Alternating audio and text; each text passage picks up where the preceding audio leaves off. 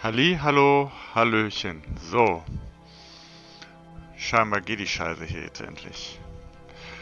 Oh Gott. Da schwimmt schon Valentina ins Bild.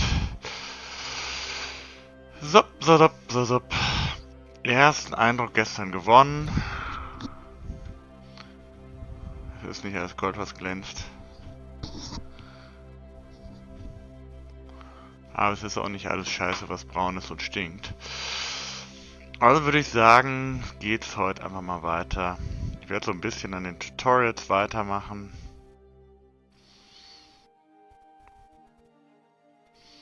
Aber erstmal, vor allem anderen, muss ich mir nochmal so eine Haarsträhne aus dem Gesicht arbeiten. Moment.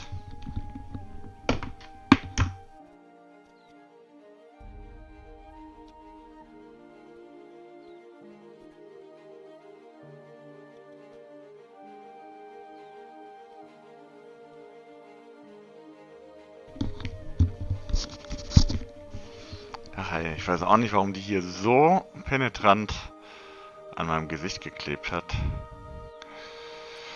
So, also. Weiter ins Trainingszentrum.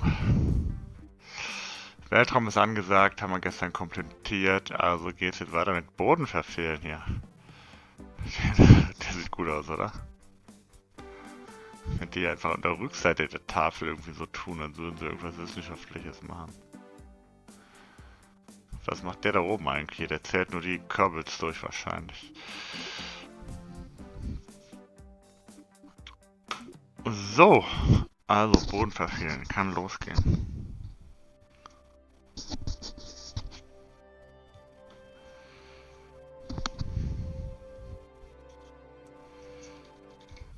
Missing the ground.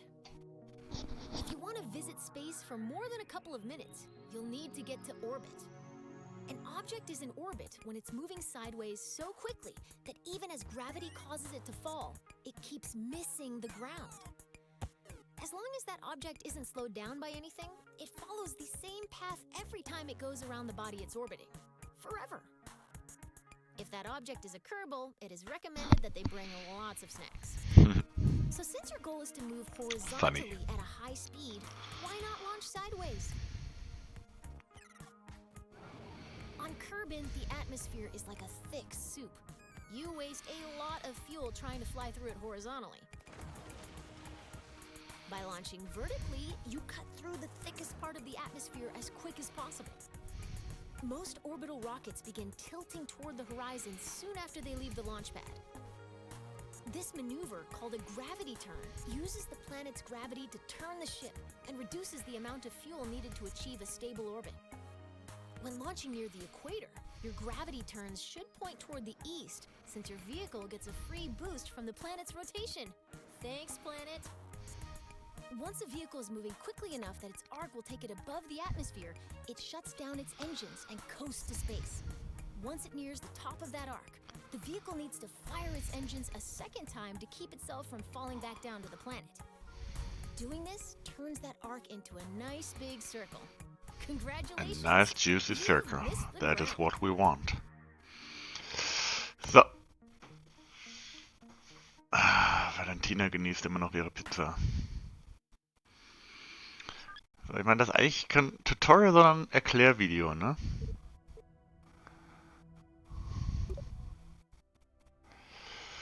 Aber wir stürzen uns mal direkt ins nächste.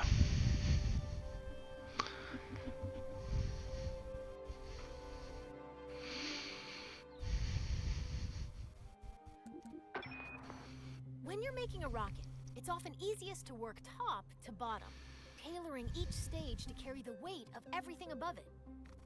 To give you a head start, I've already placed an upper stage, perfect for maneuvering in the vacuum of space. It could use another, more powerful stage to push it up to space from Kerbin's surface. Let's turn this vehicle into a multi-stage rocket. Ja, würde ich sagen, machen wir. To drop an empty stage after using all of its fuel. We connect it to the stage above it using a decoupler. A decoupler contains explosive bolts that, when activated by a staging action, add that decoupler to the bottom. We need to attach a larger, more powerful lower stage to the bottom of your rocket. Oh ja. Mehr Power. Wir brauchen mehr Power. New lower stage in another workspace. You can bring saved vehicles and other sub-assemblies into an in-progress workspace by merging it. Let's merge my lower stage into this VAB workspace. Out in the real world, this list would show all of your saved workspaces. Here in the simulator, I'm only showing you the lower stage you need to merge.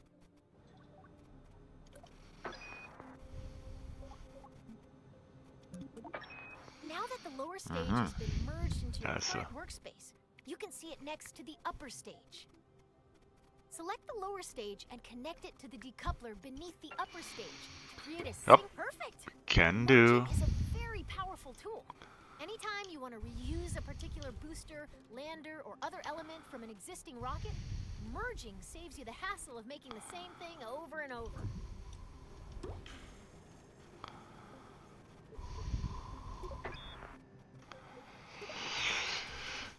Schon wieder ein Tutorial, es geht echt Schlag auf Schlag.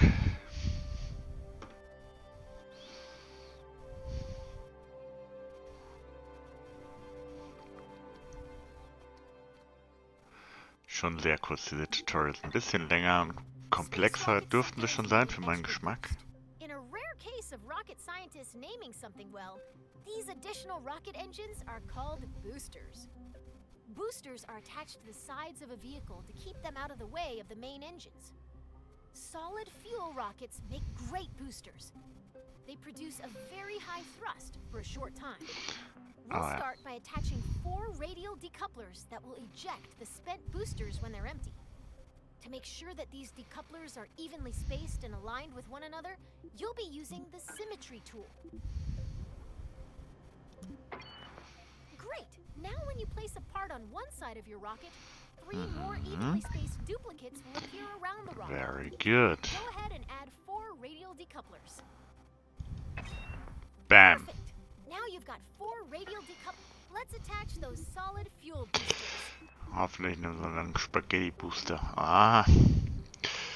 Den Hammer mag ich ja nicht so gern. Der ist mir echt zu klein und popelig und pummelig, aber egal. That will attach copies of that booster to the remaining decouplers.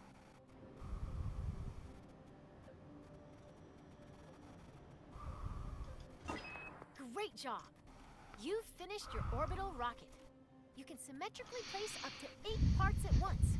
A feat that could until now only be achieved by certain sea creatures. Ich meine, das sieht so scheiße aus. Da würde man doch jetzt aus aerodynamischen Gründen noch was oben drauf bauen.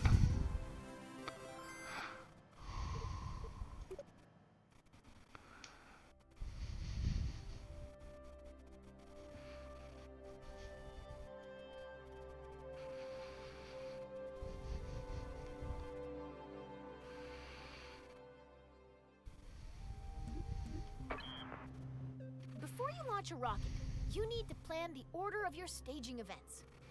Nobody wants to start out their flight by popping their parachute, right? Most parts that can be staged are automatically assigned to stages. Their activation order can be seen in the staging stack. You can change when staging events occur by moving them between stages. The staging order begins at the bottom of the staging stack. You want your boosters and main engine to fire together for maximum thrust. The solid fuel boosters are currently in the second stage.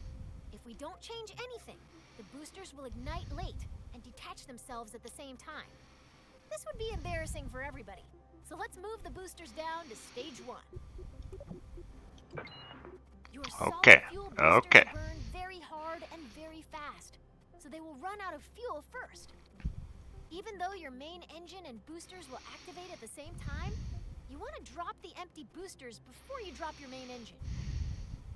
You'll add a new stage above stage 1 to do one thing.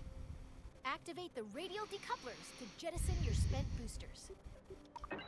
Now move all 4 radial decouplers from stage 4 to... Bam! All done.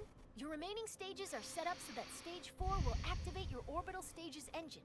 Stage 5 will detach the orbital stage's fuel tank when it's empty. And Stage 6 will deploy your landing parachute.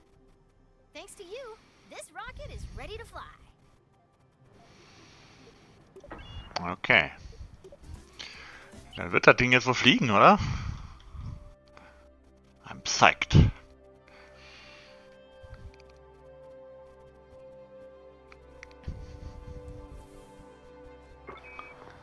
Alright, we're ready to light this candle. In this flight, you're going all the way to orbit. I'll walk you through the process of launching, executing a gravity turn to get moving sideways, coasting to orbital altitude, and doing a final burn at the top of your arc to establish a stable orbit.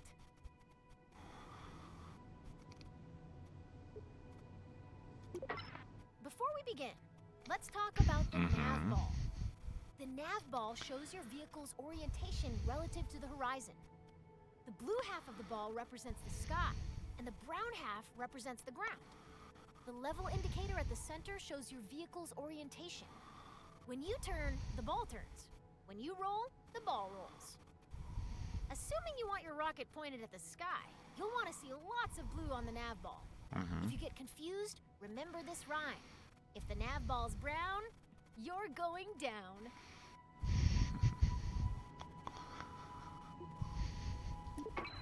At launch, you want all your engines at maximum thrust, which means you need to set your throttle at 100%. Your solid fuel boosters are way ahead of you on this. They have no setting other than full throttle, and they can't be shut off once they're lit. Volle Power klingt doch hervorragend. They'll go full tilt until they run out of fuel. Still, your main engine's throttle is in your control. You can see your main throttle here. Left shift gradually increases your throttle. Left control gradually decreases your throttle. Z and X, your fuel levels are visible within the staging stack. Right now, you can see that your main engine and 4 boosters are all topped off and ready to rumble. It's time to go. At the start, Naja, eigentlich sind die Feststoffbooster nicht voll eingestellt, ne? I'll check back in with you once those boosters are empty. Good luck.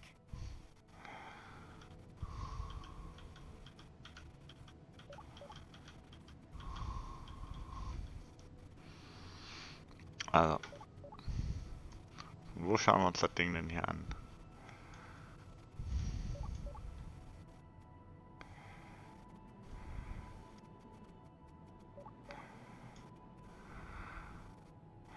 Ich würde sagen, heute mal von hier, ne?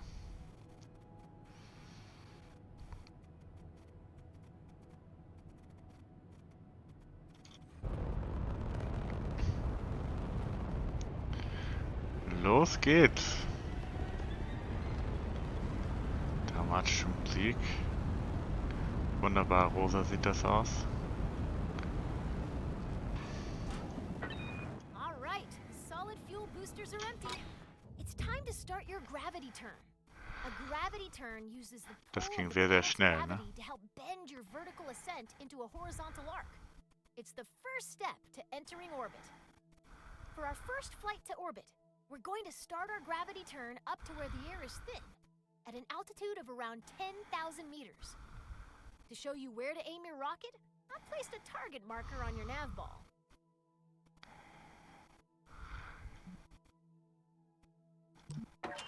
First, we need to get to 10,000 meters.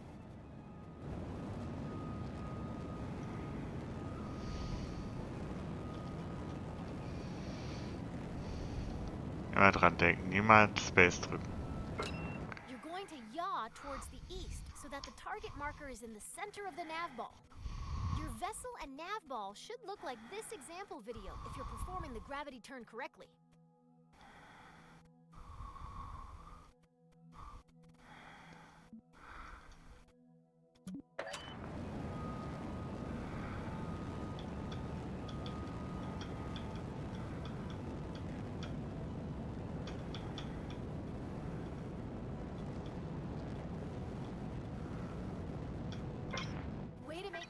Your current stage's fuel is empty. Let's drop it and activate your deep space engine. Great job! Your rocket is on its way to orbit. As you gain experience, you can make your gravity turns more efficient by starting to tilt your rocket soon after liftoff. Adjusting course with a series of small corrections instead of one big one will leave you with a lot more fuel when you get to orbit. Turning immediately after launch requires a very stable rocket. So if you ever have trouble keeping the pointy end up, you can try the simplified wait and turn method we use today.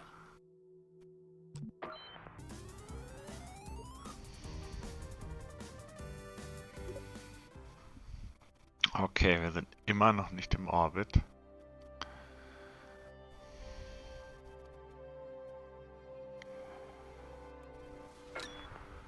Right now, we're on a ballistic trajectory. If no further adjustments are made, your rocket will eventually fall back down to the ground. Our objective is to turn this arc into an orbit. The process of turning your trajectory into a circular orbit is called circularization. Partial credit to the rocket people on that one. It does have the word circle in it, but it's really hard to say. Okay. When planning and executing orbital maneuvers, you'll want to switch to map view, where you can see every part of your current trajectory. The blue arc passing through your vehicle is its current trajectory, the path your rocket will follow if you don't touch the controls anymore. Our goal is to make that arc into a circular orbit. Ja, soweit so unklar. Wir machen eine Kugel draus. You're going to point forward, and then you're going to ignite your engine. If you time this burn right, you'll never quite get to the top of the arc, as it'll keep widening in front of you until it wraps all the way around the planet.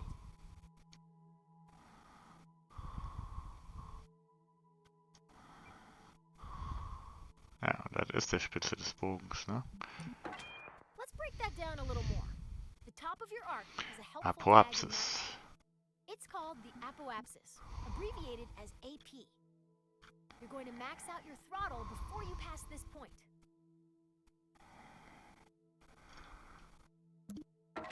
We're paused at just before the apoapsis. We want to go faster in the direction we're already moving, so we need to make sure our rocket is pointed forward. There's a handy marker on your nav ball called the prograde marker. That represents your forward direction. Use the Stability Assist System, or SAS, to point your vessel at that marker. You're all lined up and ready to go. The next step is to go max throttle. It can take time.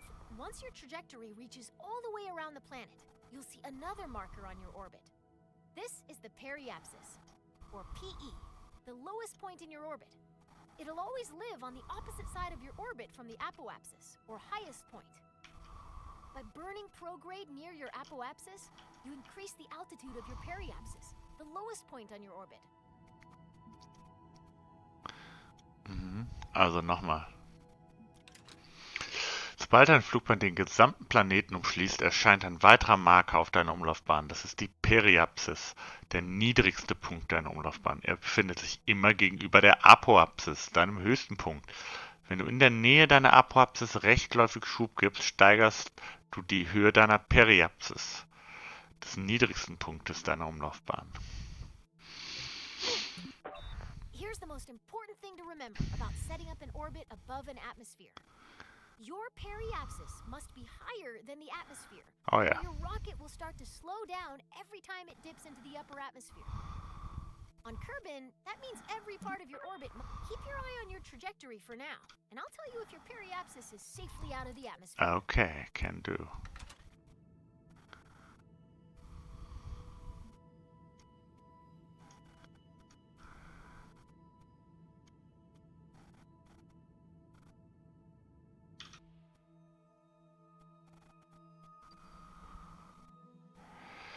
So, wir sehen, also wir brauchen hier noch 44 Sekunden bis zur Apoapsis.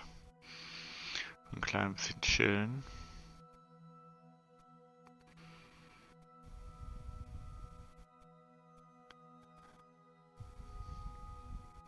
Es geht ja am Ende auch immer schneller, muss man sagen. Ne?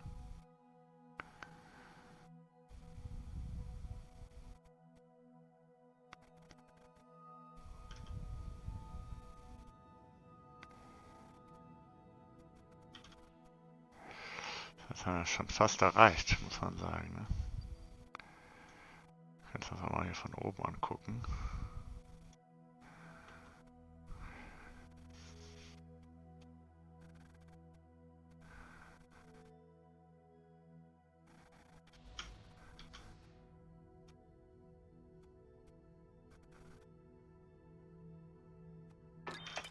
Okay, your orbit is fully out of the Ja. atmosphere. Cut the throttle. Schon geschehen. Im Simulator würde ich dir jetzt normalerweise sagen, dass du mal unter deinen Sitz schauen solltest, weil dort zur Feier ein Snack auf dich wartet. Da der Verkaufsautomat im Astrodynamiklabor aber leider kaputt ist es verdammt schwierig, Snacks im KWZ zu verstecken. Nimm dir ruhig einen Moment, um deine erste Umlaufbahn zu genießen. So kommst du wenigstens in einen geistigen Genuss. Und der ist doch viel besser als etwas Essbares, oder? Oder?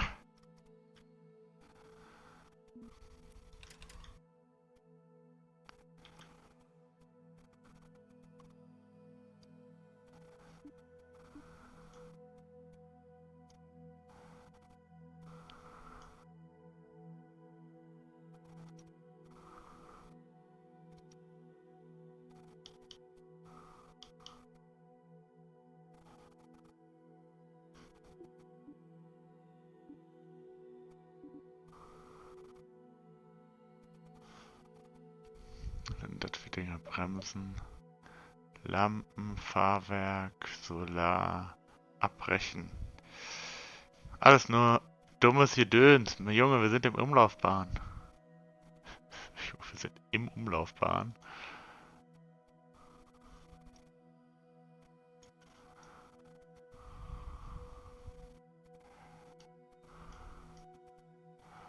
Wo ist der Mund, Junge? Da ist der Mund. Können wir Minmus auch schon sehen? Wahrscheinlich nicht, ne? Das würde irgendwie verwundern, wenn Minmus schon in Sicht wäre.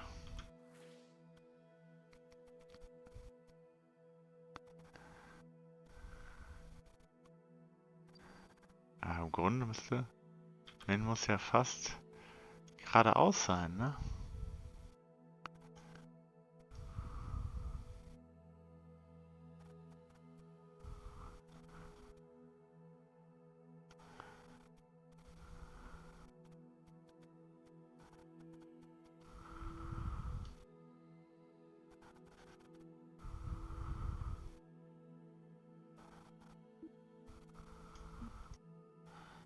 Soll ich sagen, ich sehe keinen Minmus.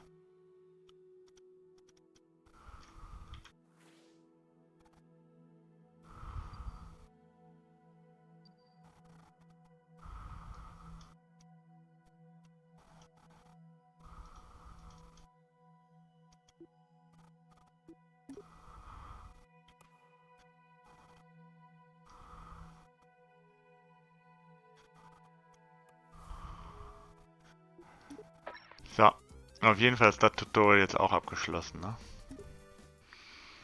Fertig. Zack, fertig.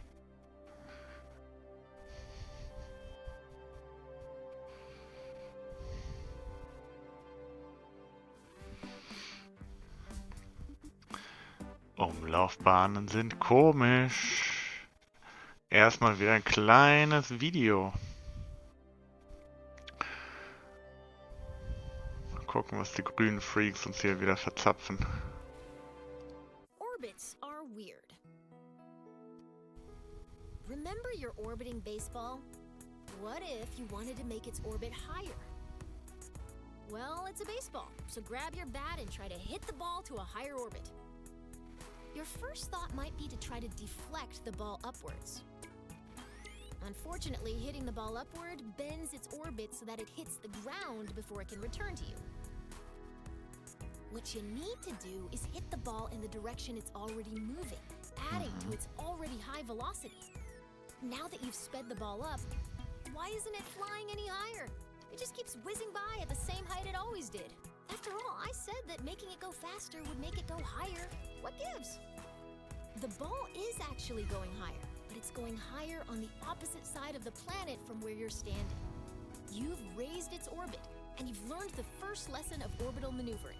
Your actions affect the opposite side of your orbit. Weird, huh?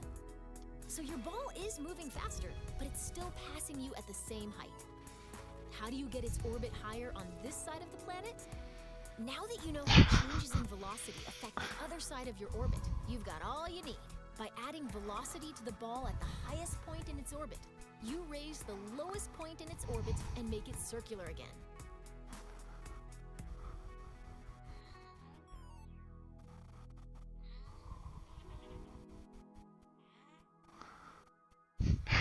Picknickkorb. Jip, jip, jip, jip, jip. Weiter, weiter, weiter.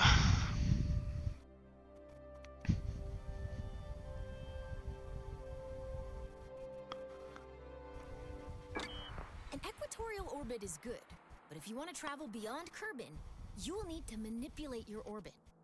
Let's start with something simple, expanding an orbit. We do that by increasing the value of our apoaxis. Remember how you circularized your orbit by increasing your forward velocity? To raise your orbit, you'll just do more of the same. It's time to burn prograde.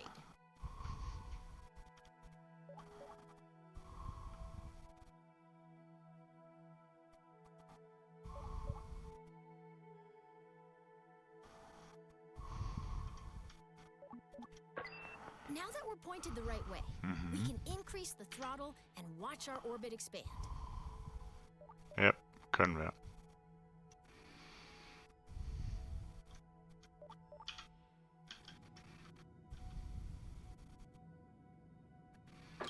Ooh, cut the throttle. If you overdo it, you'll leave Kerbin's orbit entirely.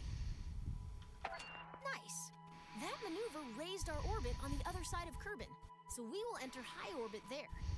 Waiting to reach a specific point can be as eventful as watching the neon stripes on your rover dry. The paint job will be worth it, but isn't it better to rush to the end? Skip ahead to the good stuff using a time warp.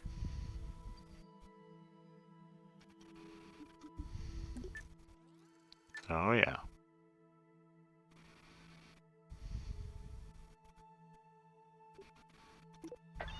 Like I said earlier, the highest point of our orbit is called the apoapsis. The lowest point of our orbit is known as the periapsis. By default, your camera is focused on your vessel, so if you can't see either of these points, adjust your camera. Scroll the middle mouse wheel to zoom in and out. Double-click an object to center your camera on it. Click the middle. Excellent! You can time warp to any position on your trajectory by selecting a point on your vehicle's current path, and then selecting Time Warp to Point.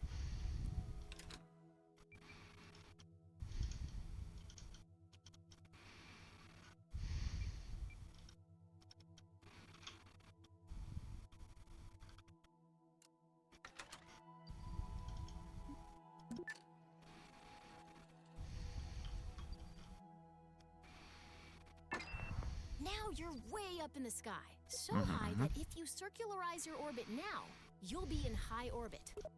Wow, the black starry void looks so small from here. Ja, da ist der Moon auf jeden Fall schon deutlich näher, muss man sagen, ne?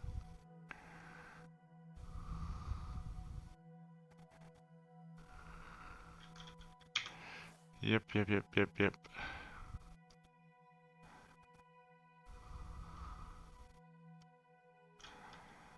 Okay. Das war's schon wieder. Wir sind so talentiert, Jungs. So talentiert. Und Mädels. From command pods to space probe cores, a lot of critical rocket parts use electric charge. You'll want to design your rocket so it can generate and store EC. Klingt smart. Most rocket engines generate electric charge while active, but we'll still need a way to keep our batteries full while coasting between maneuvers. Solarmodule. Panels convert Kerbal's light into EC for our rockets. Small solar panels can just be placed, but large solar panels are delicate and must only be deployed once we're out of the atmosphere. I've equipped... Just kidding. There's a handy button that opens all of them with a single click. Give it a try. Great. Bam. The solar panels are now extended. Schön, wie die Light-tracking sich solar ausklappen. panels only rotate on one axis, so we may need to reorient our ship to point them fully at the sun. Let's make sure the panels are getting direct sunlight by rolling our ship a little bit.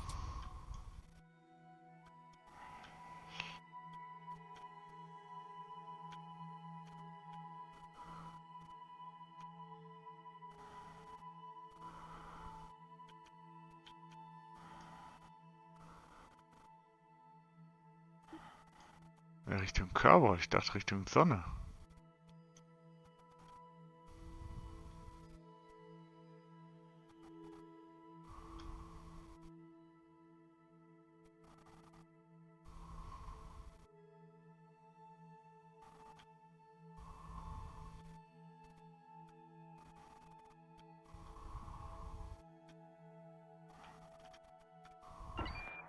Excellent. The solar panels are soaking up all of those sweet photons and giving our rocket some much-needed EC.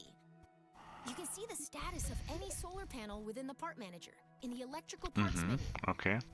You can either access the app directly by clicking the app button, or you can right-click a part to directly access it in the part manager. Getting EC is one thing, and storing it is another. Most command pods have a small battery, but many missions will call for additional EC storage. When we're traveling far from the sun or going to the dark side of a planet, more batteries means more peace of mind.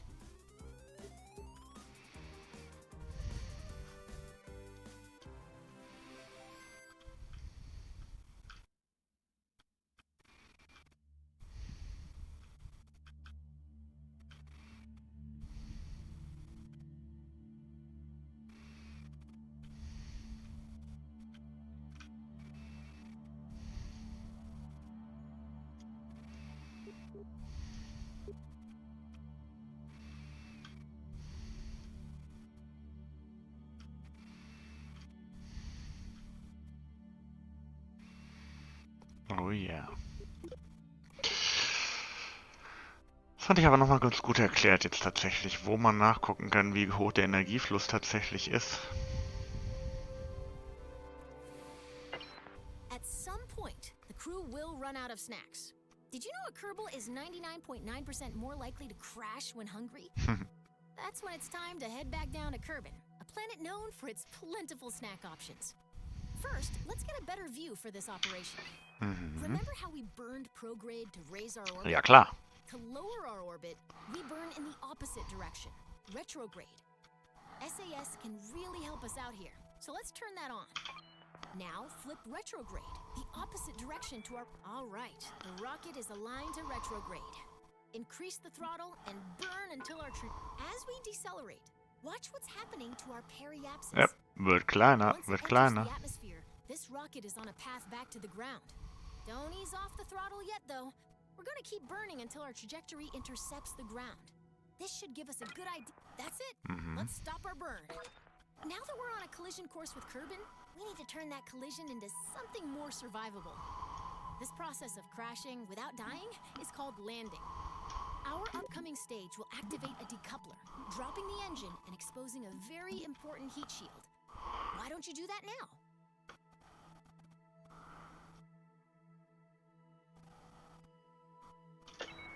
Great! We're on our way down and our heat shield is exposed. Have you ever wondered what a marshmallow feels like when it catches on fire? You're about to find out.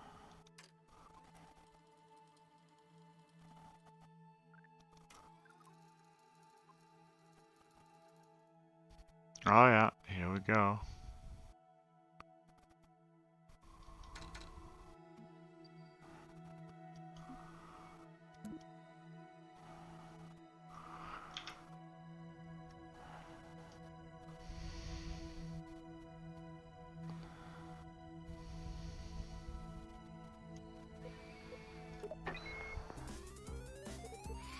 Okay, sollen wir uns scheinbar noch nicht mal angucken. Na gut, dann eben nicht.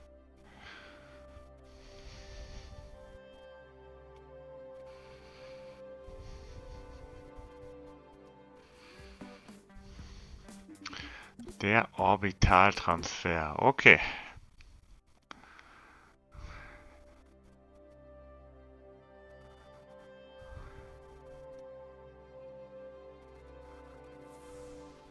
Orbital transfers. As you know, the faster you go, the higher your orbit gets. If you get moving fast enough, your orbit may cross the orbit of some other object, like a moon or a planet. The closest celestial body to Kerbin is the Mun. If you're looking for somewhere else to fly a rocket, the Mun is a good choice. The real trick to getting there is timing your departure so that the Mun captures your vehicle at its highest point.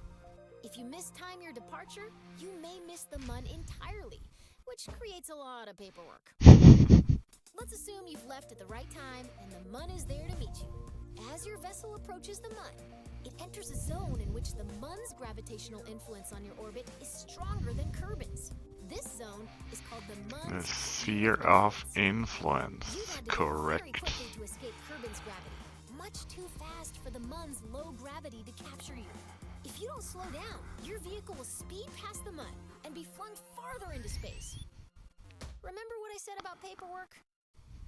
Once you're in the Mun's gravity well, the best way to slow down is to fire your engines backwards until your trajectory becomes a nice, stable orbit.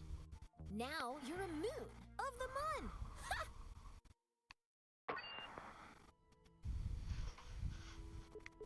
Okidoki. Machen wir das mal, gell?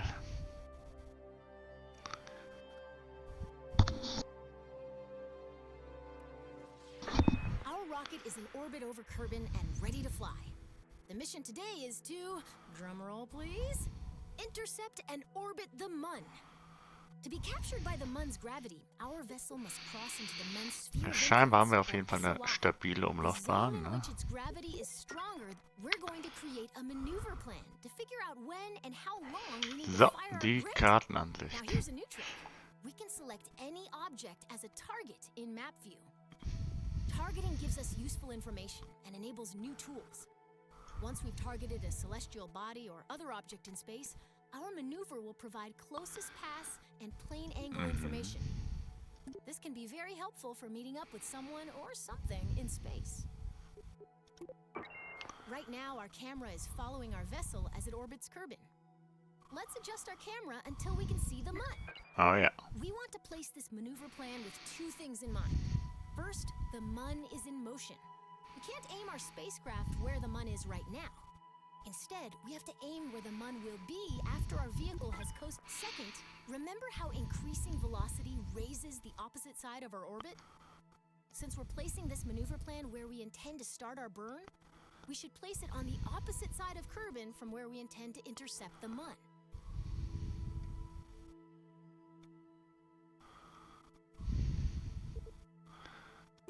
Okay. Placing a maneuver plan usually involves making a best guess, and then fiddling with the maneuver until you get an intercept. Fortunately, you've got a Okay. with you today. By my calculations, we'll want to put our maneuver here. Manöverplan erstellen. Excellent. Kenn du. We've just created a maneuver plan. While we could find out if our departure timing is correct by just picking a direction and maxing the throttle, a maneuver plan tells us in advance how much delta V we'll need, how long we'll need to burn, and in what direction our vessel will need to point during the maneuver. Grab and pull the arrows to plan a burn along that direction. This maneuver is pretty simple. We want to burn prograde and expand our orbit.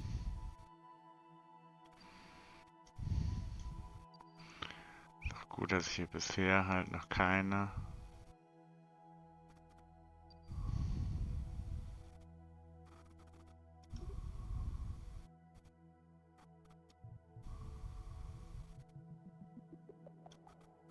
ja. Nice!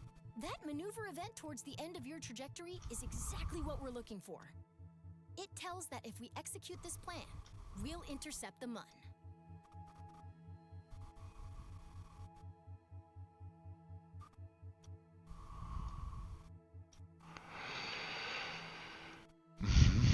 Was heißt das hier? Eintritt to Sphere of Action verlassen, das Sphere of Influence.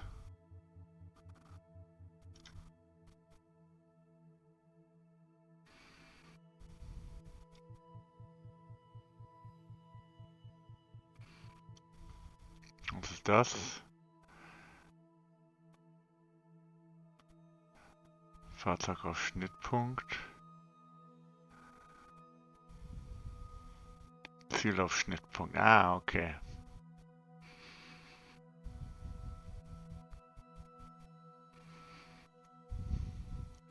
Yep. Okay.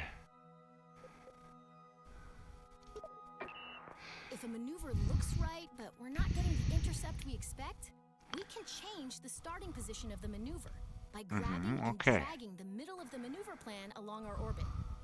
It's very common to refine a maneuver. If we don't want to maneuver at all, we can delete the plan, either by right-clicking the gizmo and selecting delete, or through the burn timer.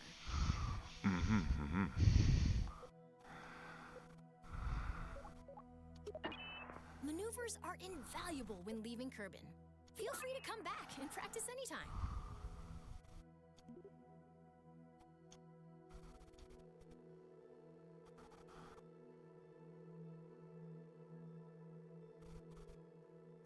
Moment mal, was ist das denn hier?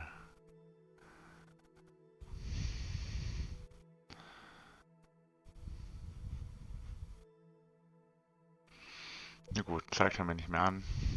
Wir dürfen den Flug auch gar nicht wirklich machen. Das ist so ein bisschen mau, ne?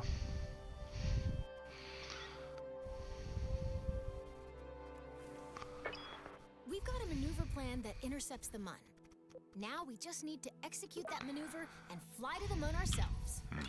Whenever we have a maneuver plan, a burn timer will appear. The timer shows you how much time is left until we need to execute the maneuver. I've paused the simulation. The timer also tells us how long we'll need to burn our engines at 100% throttle in order to complete the maneuver. Now let's take a look at the nav ball. A new marker has joined our old prograde and retrograde markers. Manöver This is called marker. a maneuver marker, and it shows us the orientation of our planned maneuver. We'll want to make sure that this marker is in the center of our nav ball during our maneuver burn. Luckily, we can aim at this maneuver marker by selecting the maneuver button on your SAS controls. Oh yeah. Now your vehicle is properly oriented, and through the magic of SAS and more math than I'd like to admit, our vessel is properly oriented.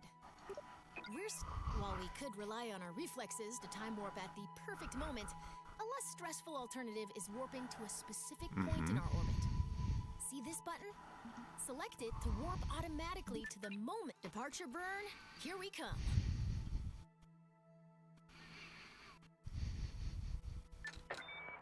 Great! We've exited just before our maneuver burn, and I've paused the simulation once more. After we select continue, remember to wait until the countdown reaches 0.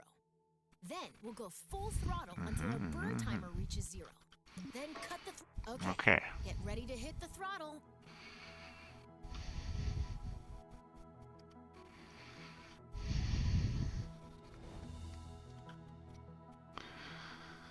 Bin ja mal gespannt. Gespannt bin ich da ja mal.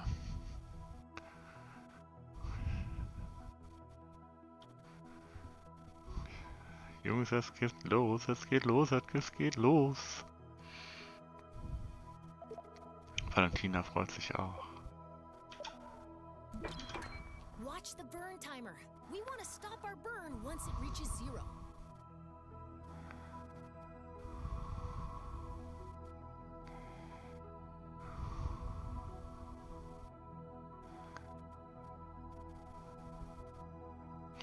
Das ist echt nett gemacht.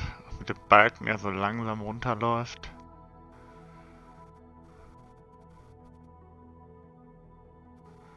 Mit dem Delta, wie das angezeigt wird.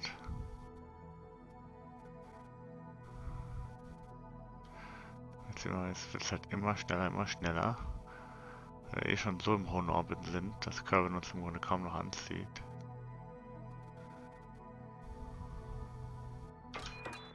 Great work. Oh ja. Successfully executed a maneuver, and now we're on our way to the Mun. Okay. Und das war's jetzt auch schon, oder wie? War das nicht das letzte?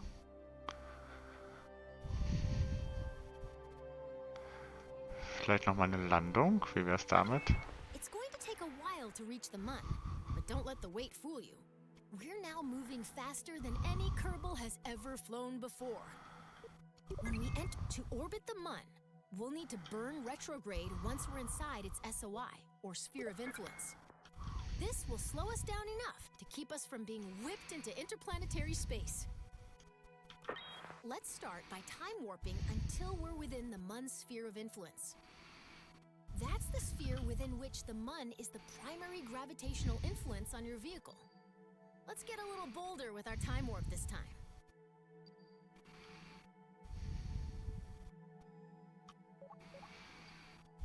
Okay, wenn du meinst. Farewell, Kerbin. We'll miss you.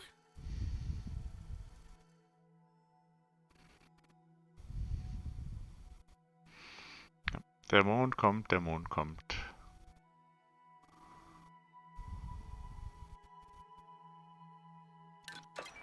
Did Did you notice that we've got a periapsis above the mun, but no apoapsis?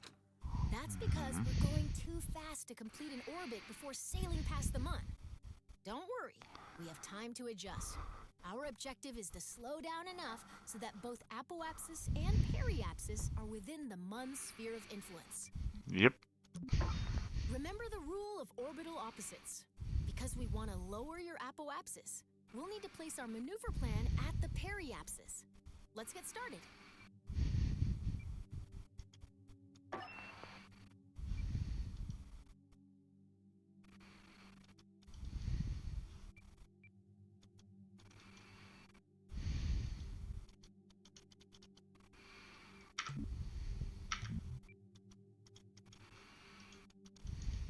Okay, da ist jetzt irgendwas broken, würde ich sagen. Ne?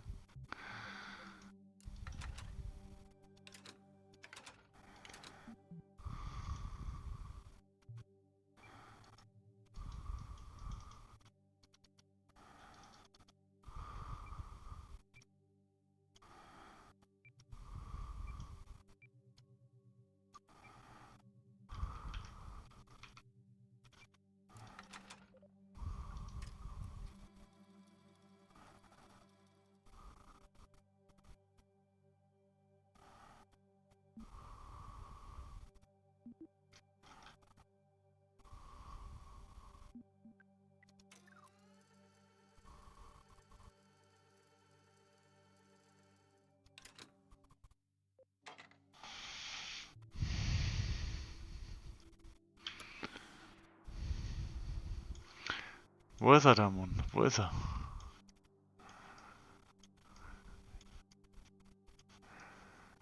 Wo ist er? Da ist der Mund. Ne, das ist Cabin. Da ist der Mund. Hei, hei.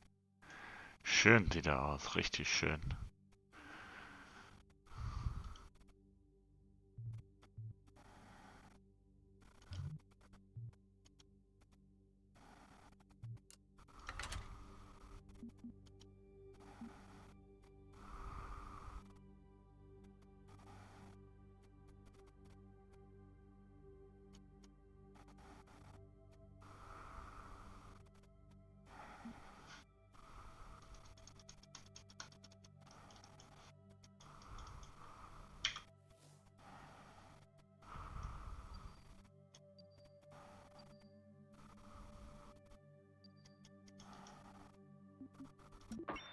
In order to reduce our apoapsis, we need to slow down by burning backwards, or retrograde.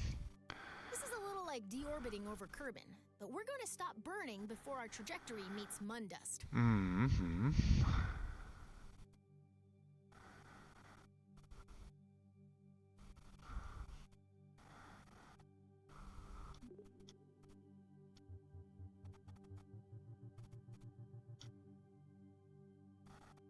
Das war zu viel, würde ich sagen. Ne?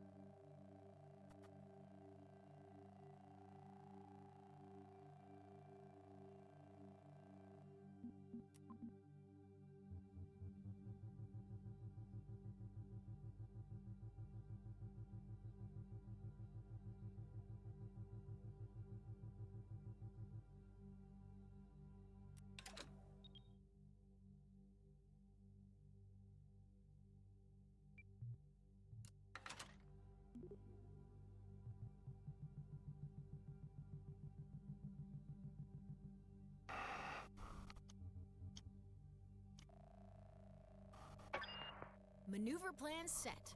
Next up, let's make sure we're pointed where we need to be.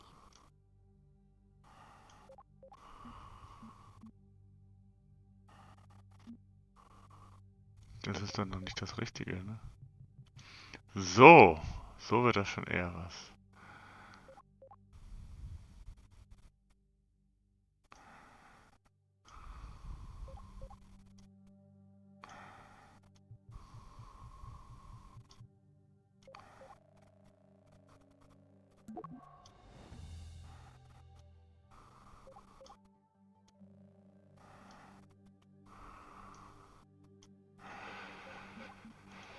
Yep. If the maneuver is right, So. we're pointed in the right direction, now we need to time warp to the right position.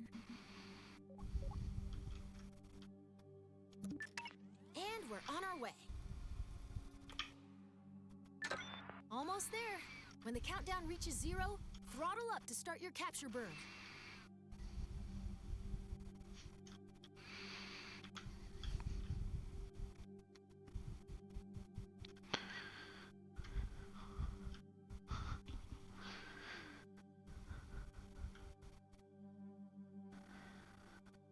Auf mein Zeichen. Okay. Ich warte, ich warte, ich warte.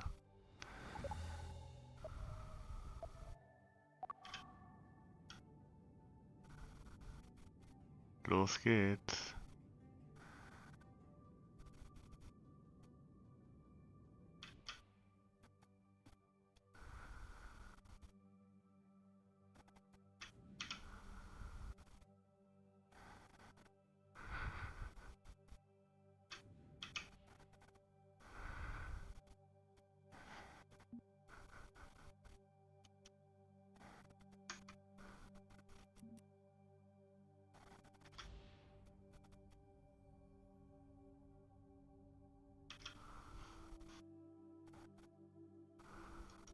Okay, und jetzt?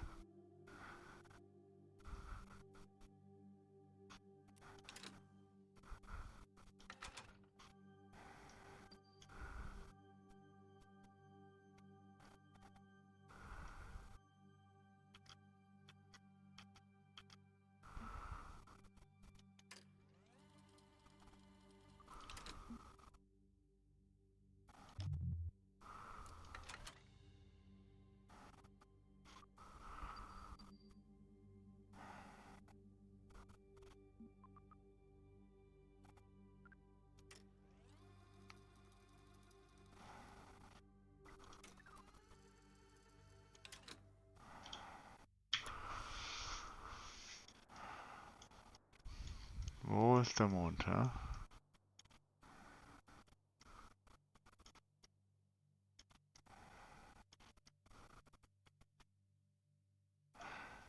Da ist der Mond.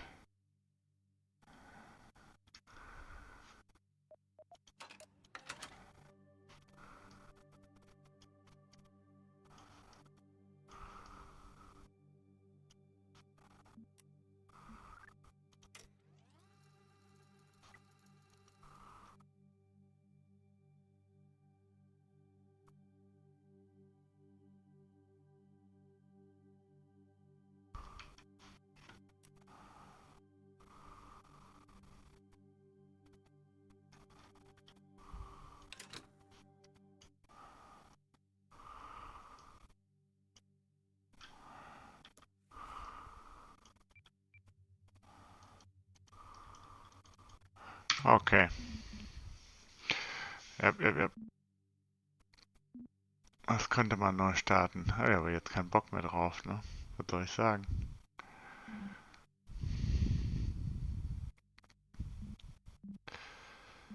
Also zurück zum Spiel. Das waren jetzt eindeutig genügend Tutorials. Lass mal so ein Ding bauen und auf dem Mond landen.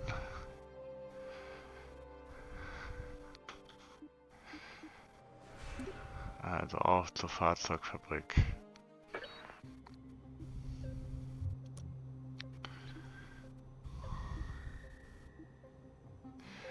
Ja, zu Beginn brauchen wir nur einen Körbe, würde ich schon sagen. Das ist wohl so.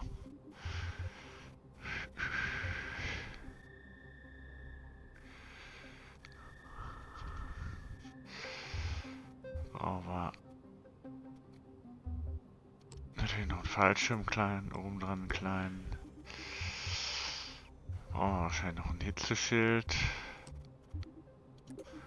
Auch einen kleinen. Brauchen natürlich einen Koppler. Auch einen kleinen.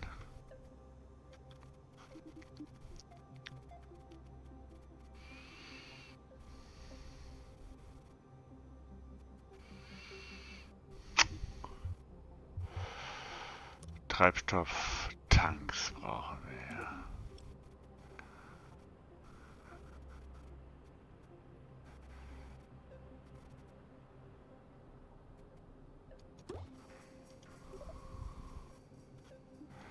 Vielleicht sogar ein bisschen mehr als das. Sowas in der Art, ne? Dann brauchen wir natürlich ein Triebwerk.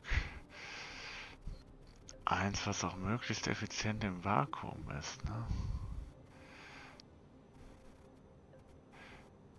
Das ist schon ziemlich effizient, würde ich sagen, ne?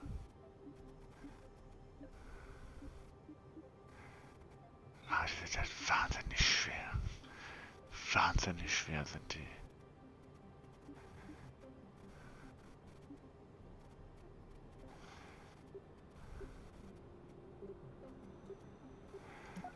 Ja, und wenn wir jetzt nur mal sagen, wir wollen...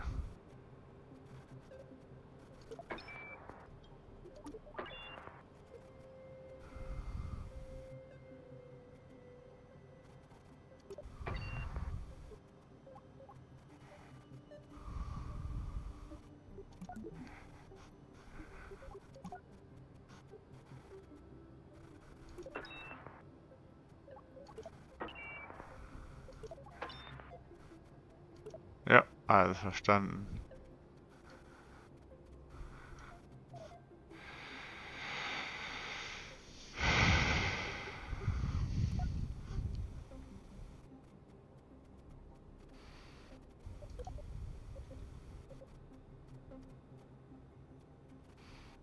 Also, wir wollen zum Mund.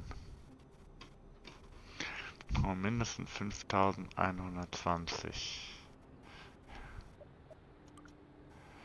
Oder 10.250, ne?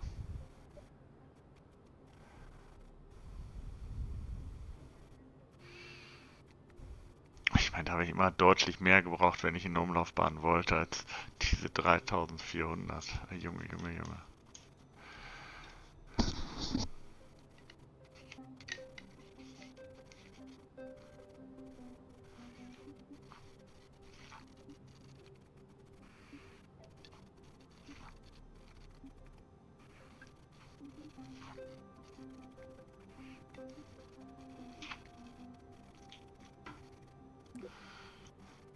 Also, wir nehmen den Terrier, ne? So, das ist das, was wir gerade haben, ne? So, der Terrier bringt uns ein bisschen weiter.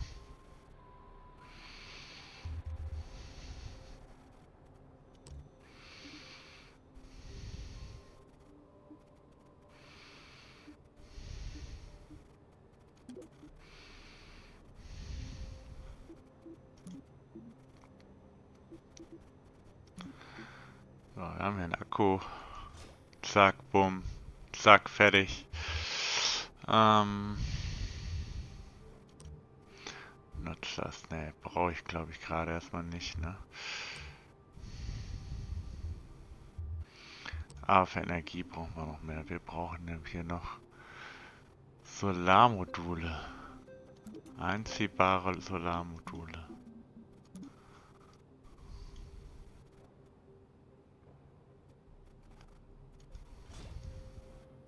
Jupp, das sieht gut aus, würde ich sagen.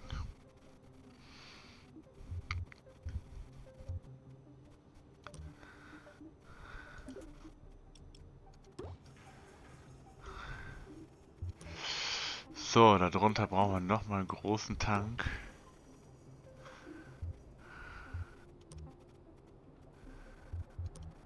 Nochmal ein Triebwerk. Das war der Terrier, den wir da nehmen, ne?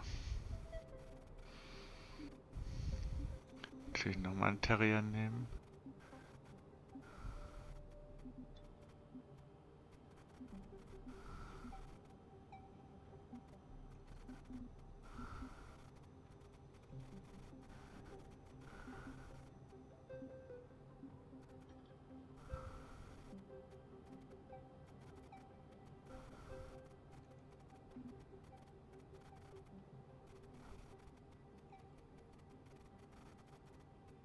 Tiefenraumtriebwerk, ja.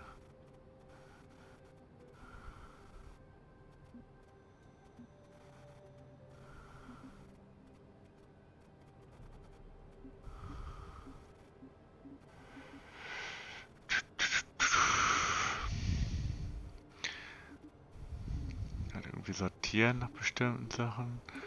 Gruppieren nach Masse.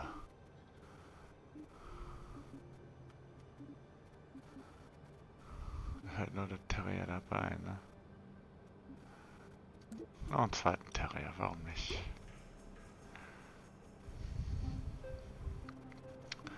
Schon mal nicht so schlecht.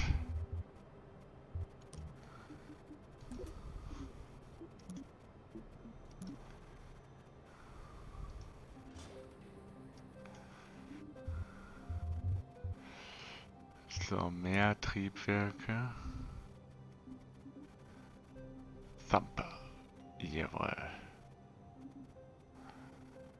Einen bräuchte ich genau. Der ist ein Tiefenraumtriebwerk, okay. Ist ja mega schwer.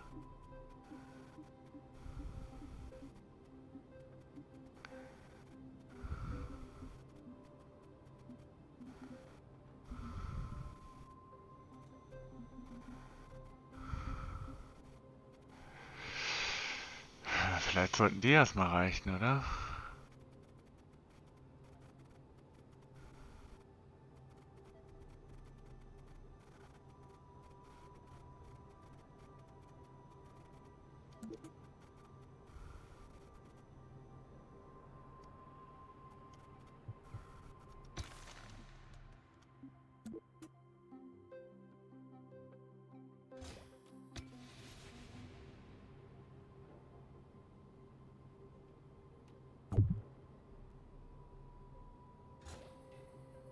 So. Irgendwie haben wir nicht mehr wieder dazu bekommen, ne?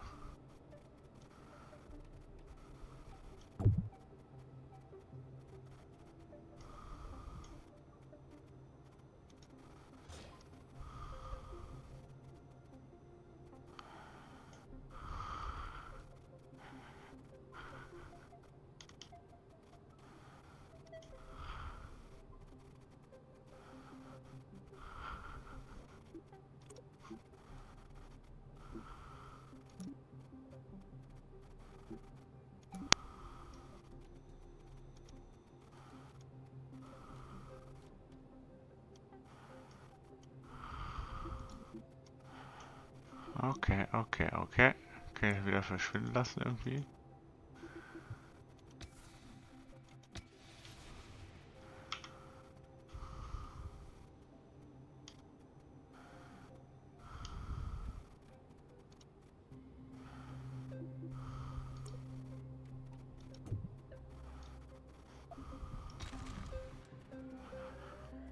Ja, los, berechnen neu.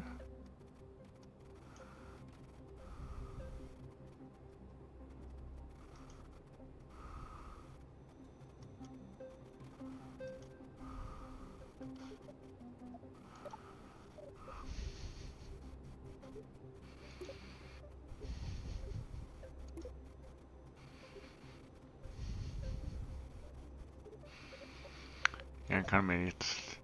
Dem Triebwerk fehlt Treibstoff, okay.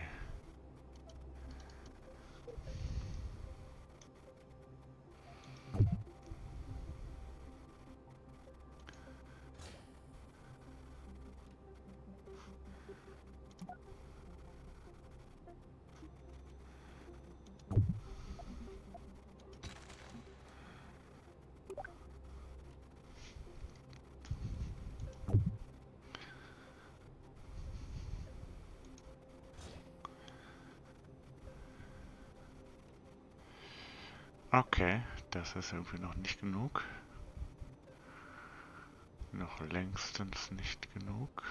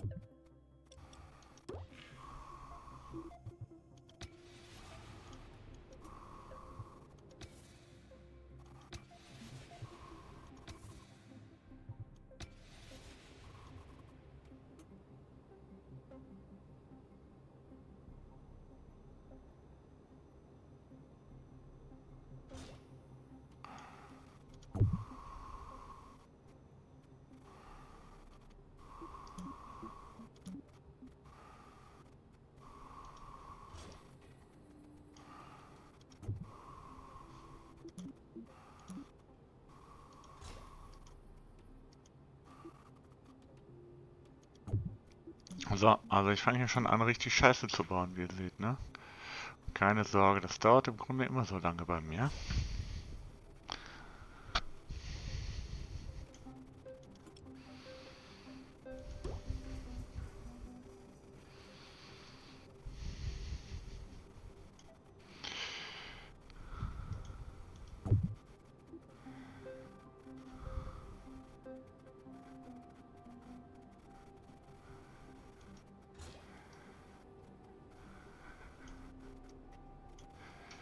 So, da kommt jetzt aber ein Terrier dran, ne?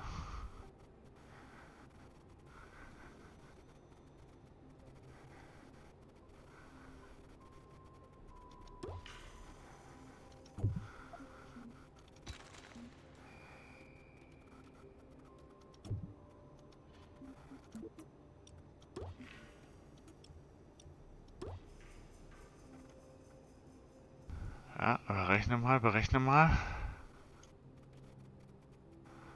Das kann doch wohl nicht wahr sein.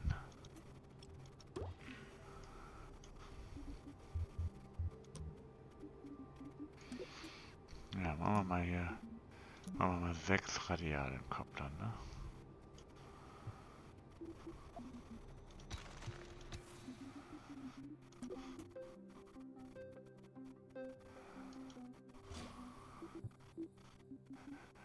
Und jetzt hier die Triebwerke.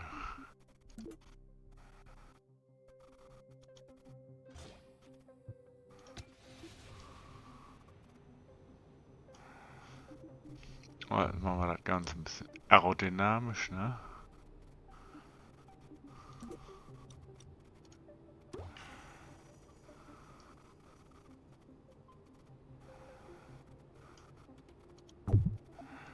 Das war einfach zu klein. Also, größere Triebwerke.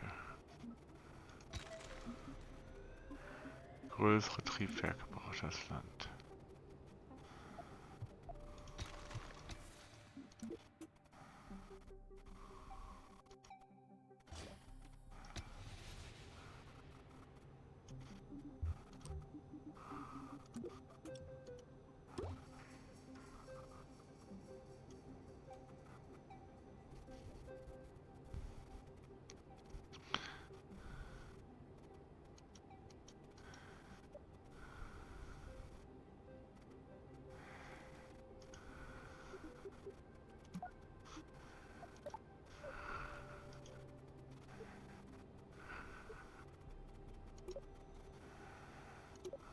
Sind alle auf voller Last, ne?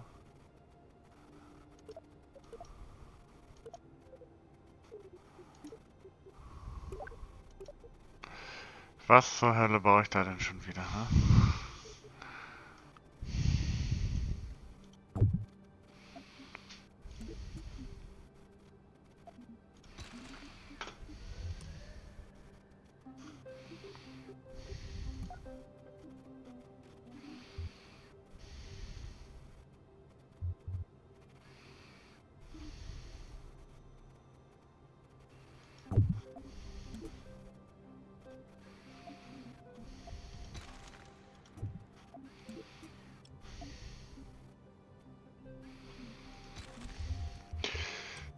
So, vielleicht brauchen wir einfach nur...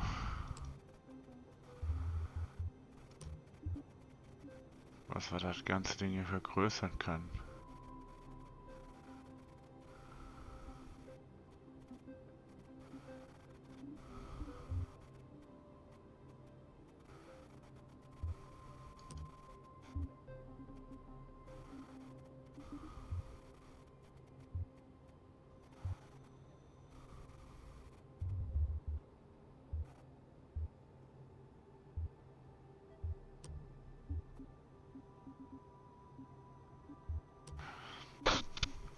Aber bei manchen Teilen bin ich noch ein bisschen aufgeschmissen, ne? Die suche ich einfach und finde sie nicht.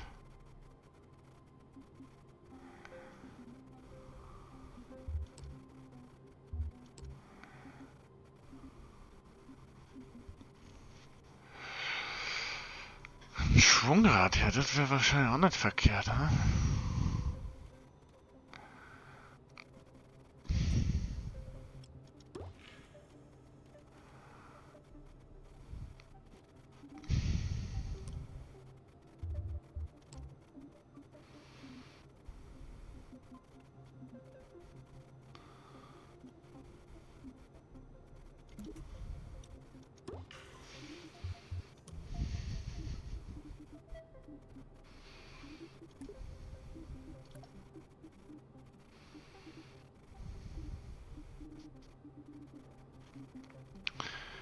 hier. Treibstofftank groß. Das brauchen wir doch, wa?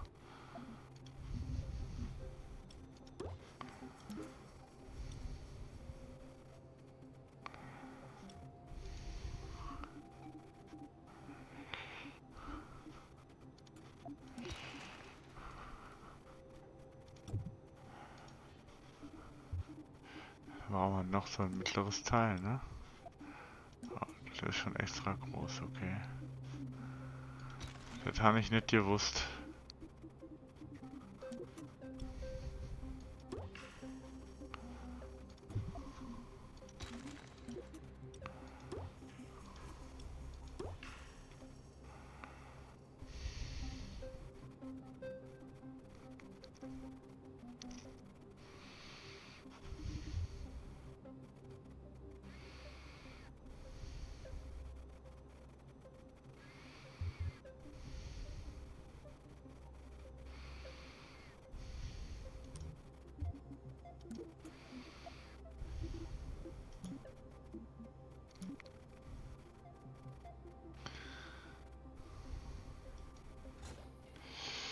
So.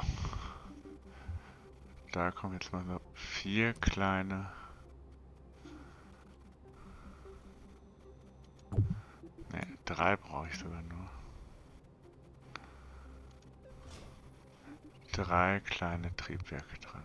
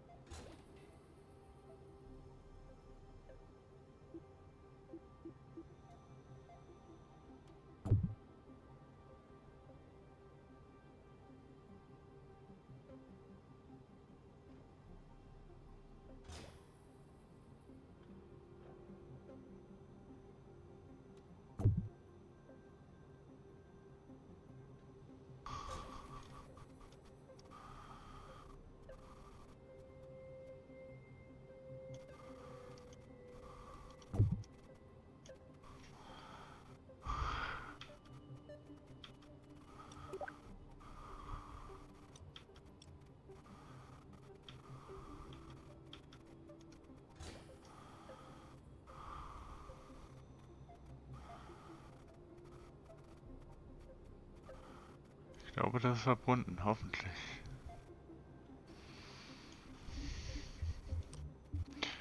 Ich hoffe es wirklich. Solange wie ich an der Scheiße jetzt hier schon wieder rumbaue.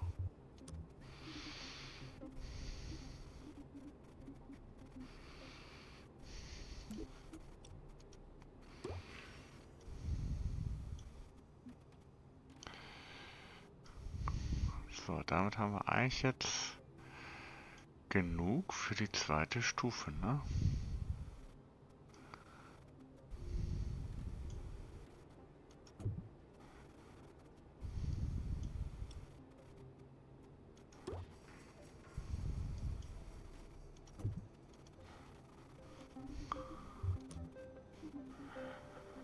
Noch ein Treibstofftank, ja.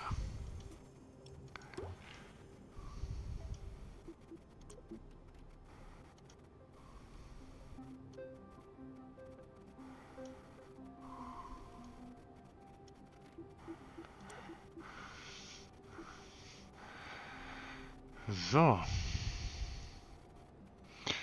Das sieht schon ja nicht schlecht aus, finde ich.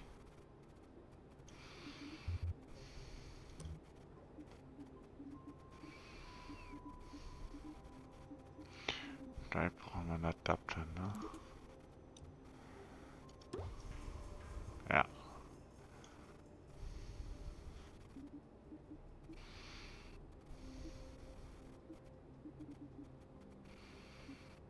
Winzig auf kleiner Adapter, nein. Klein auf Großadapter, sowas brauchen wir.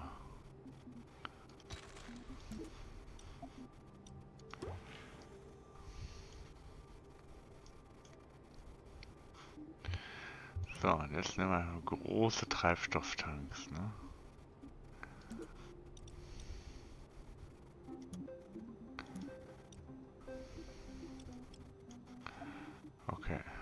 Scheinbar bin ich schon bei extra groß. Ich wollte aber nur groß.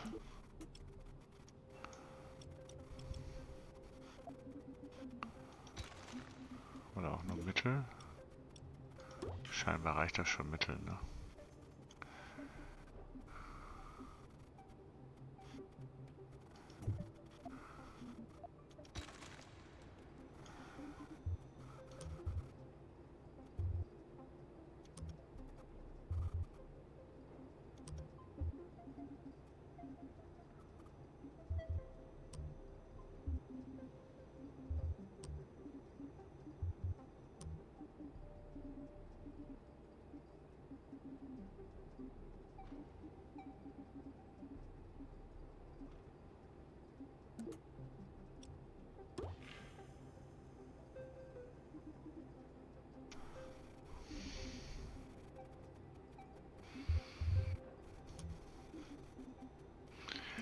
Drei mittlere Treibstofftanks, geht das?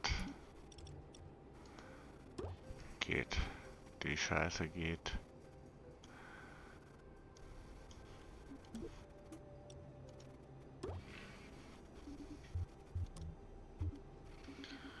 So, da kommt jetzt das Swivel, ne? Ja, ich will sagen, da kommt das Swivel hin. Ne.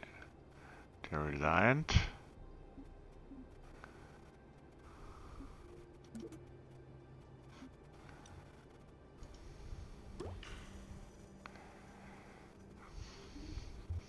Okay, sind wir schon gar nicht mehr so schlecht hier.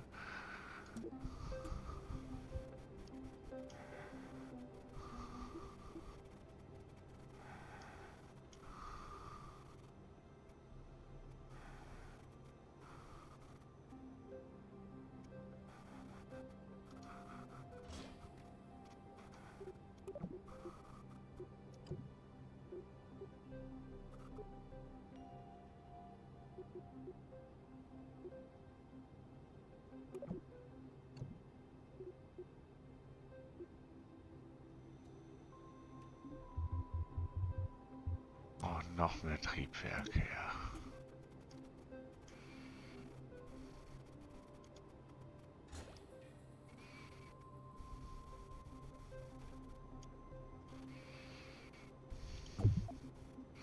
Die sind definitiv zu klein. Die kann ich nicht hier brauchen. Die sind auch zu klein, also. Was haben wir denn noch im Angebot? Kopplung, Mittel brauchen wir mindestens, wenn nicht sogar groß.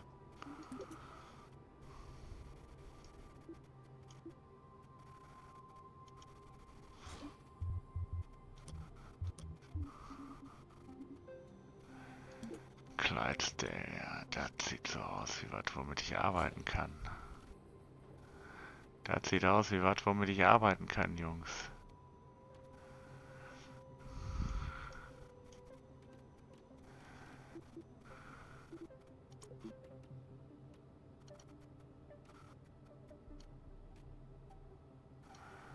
So. Das ist doch mal Juti.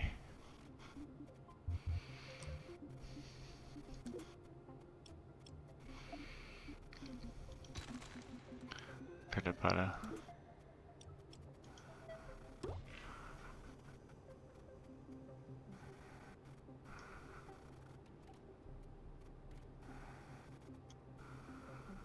Ja, du kannst es schaffen, also technisch gesehen, genau.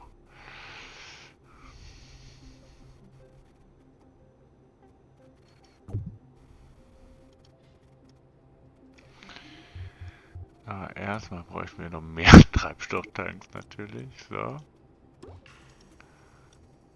Und dann sieht das Ganze so aus.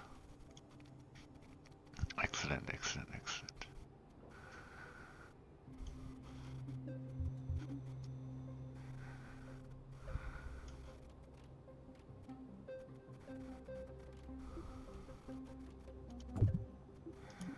Aber vielleicht brauche ich auch einfach viel davon, ne?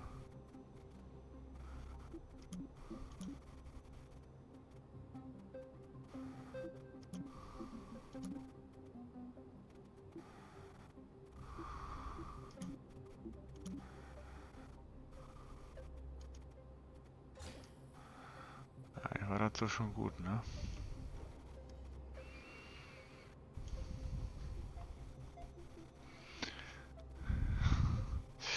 Naja, zum Mond kommen wir so. So viel steht fest. Aber was dann? Was dann?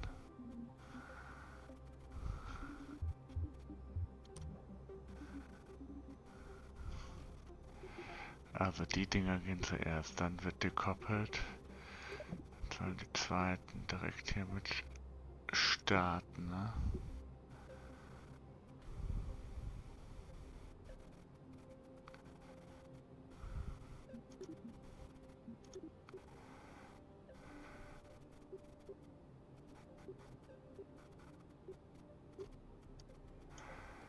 Ist da denn kein Decoupler dazwischen?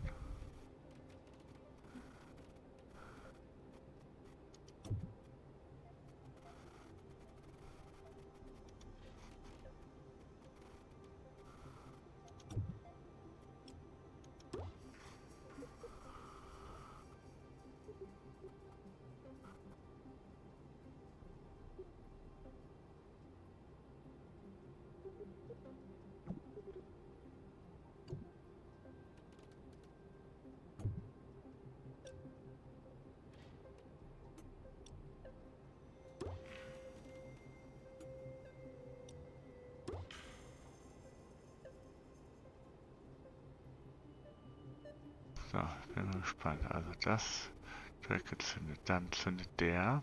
Schmeißt die ab.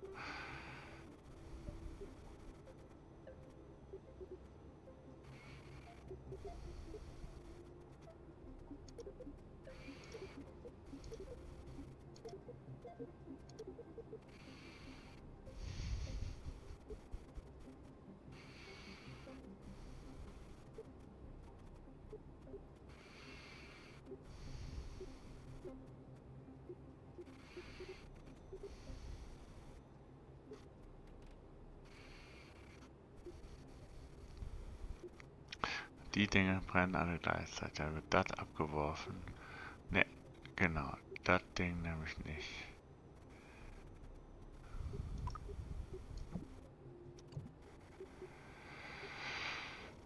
Ist es noch weniger geworden? Check ich nicht.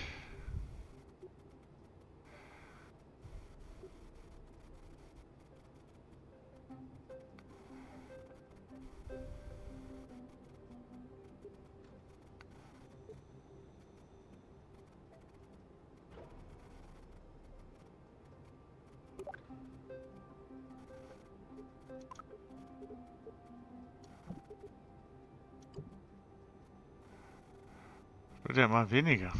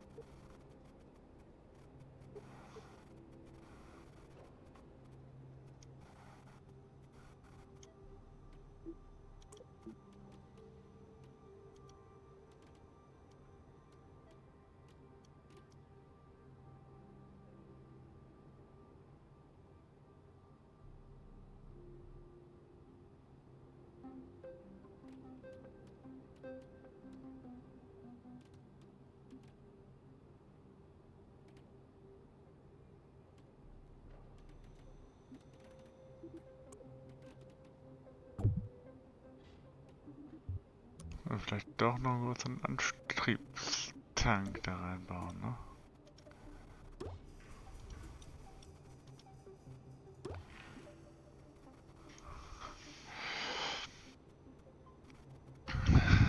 Aber ich frage mich wirklich, warum wir das nicht schaffen.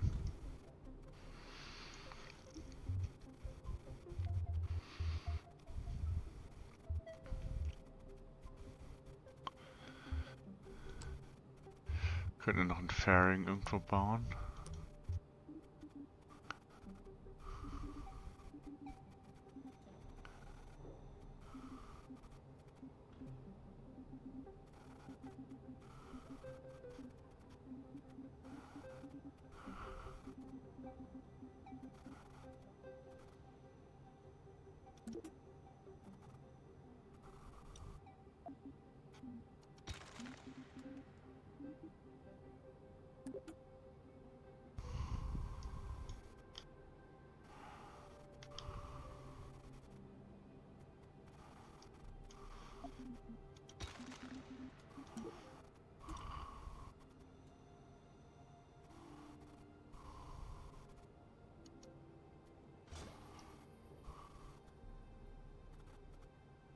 Das sieht gut aus, würde ich sagen, ne?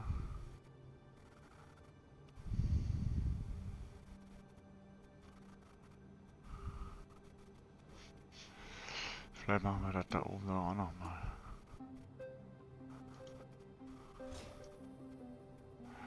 Hervorragend, würde ich sagen. Das sieht schon mal viel stabiler aus, auf jeden Fall.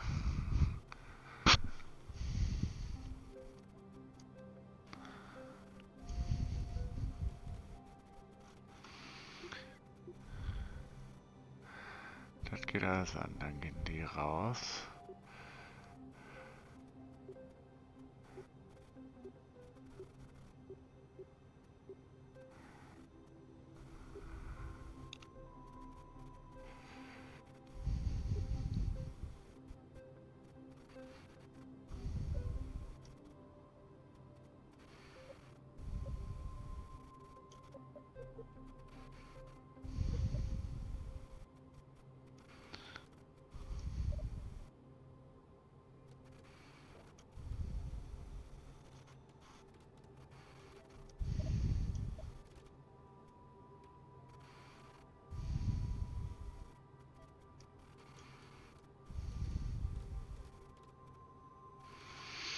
Weißt du was? Wir bauen das Ding jetzt einfach mal.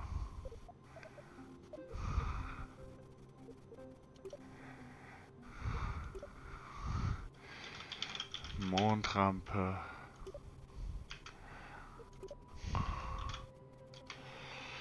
Das ist Momo 1.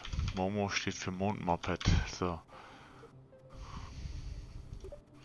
Tja, was soll man sagen? Das ist das Ding. Starten wir das doch einfach mal. Los geht die Scheiße.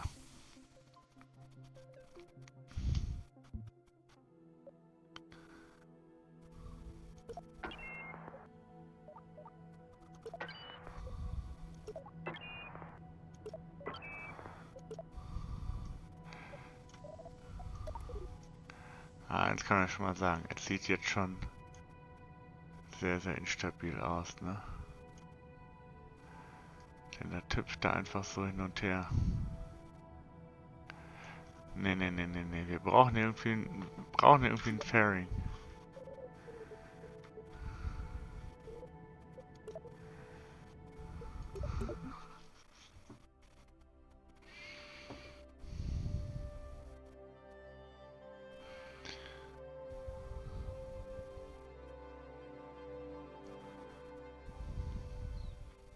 Ich glaube auch, dass diese Riesenraketen da außen falsch sind. Das sieht einfach zu massiv aus, ne? Lasst uns das nochmal überdenken.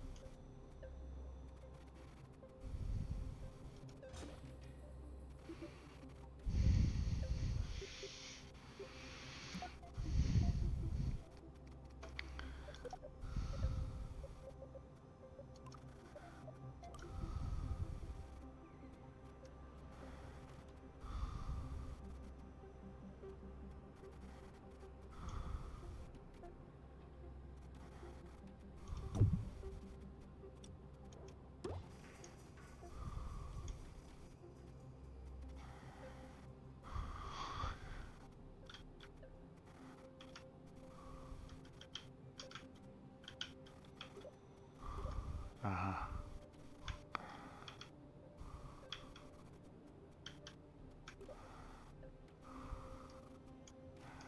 So sieht's besser aus, finde ich.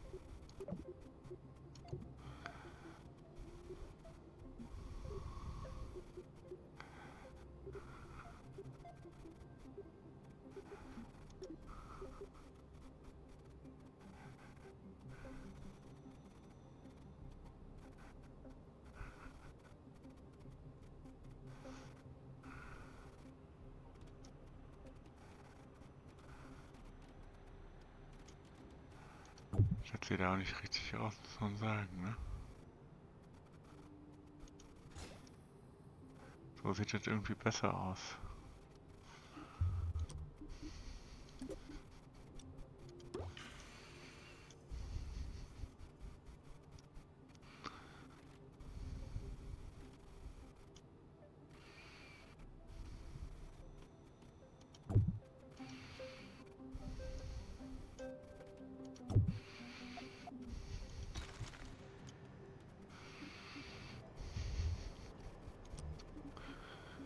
Braucht noch mehr so Adapter, ne? Jetzt bräuchten wir 3 so Adapter.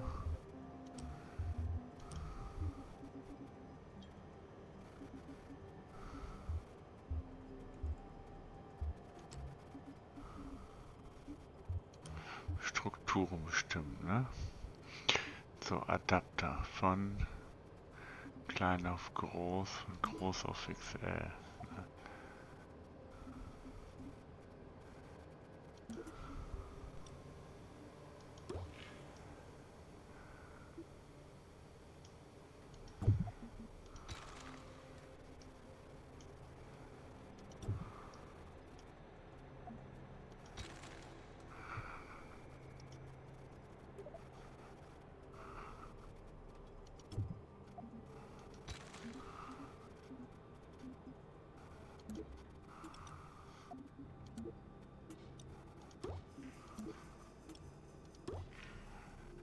So wird da ein Ding raus, ne?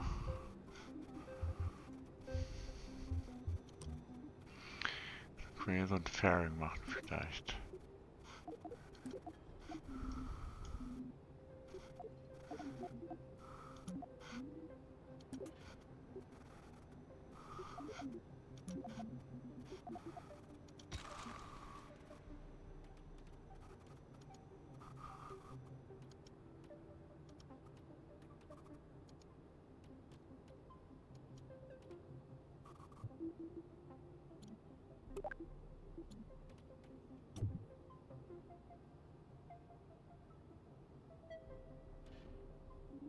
So, Fairing.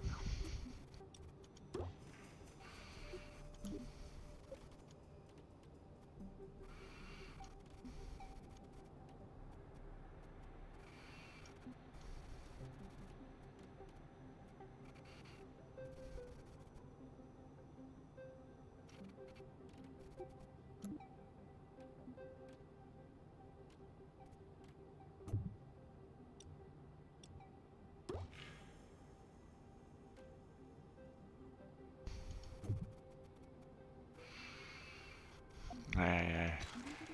Also wie geht das mit dem Fairing?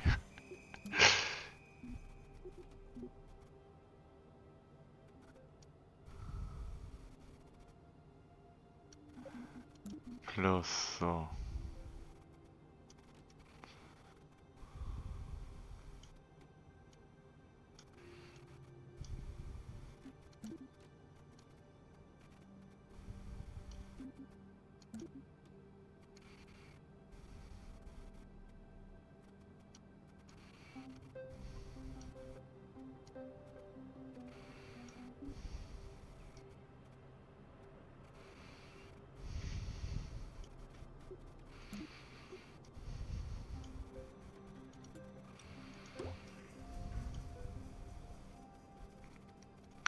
So, das sieht schön bescheuert aus, ne?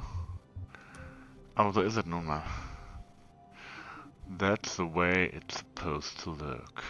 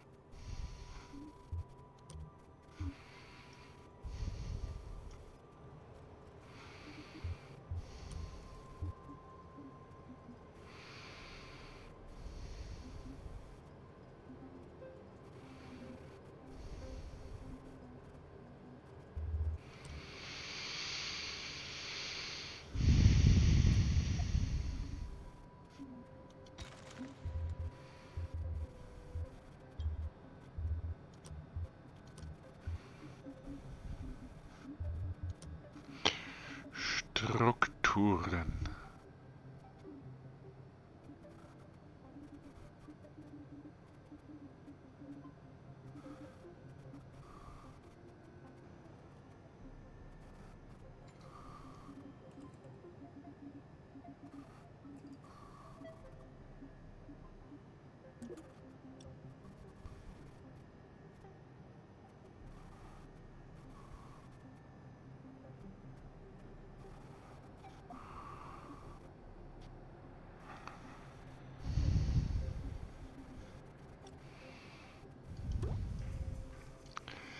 So, meine Frage ist natürlich, kann man damit hier den Antrieb bauen? Wahrscheinlich nicht, ne?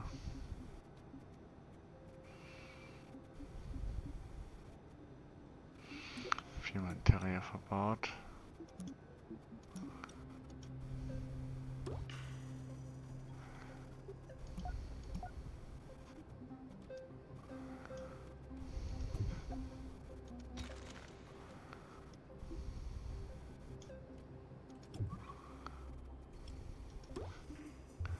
Wo ist der Treibstofftank? Der Treibstofftank ist weg. Kann das hier auch nichts werden, ne?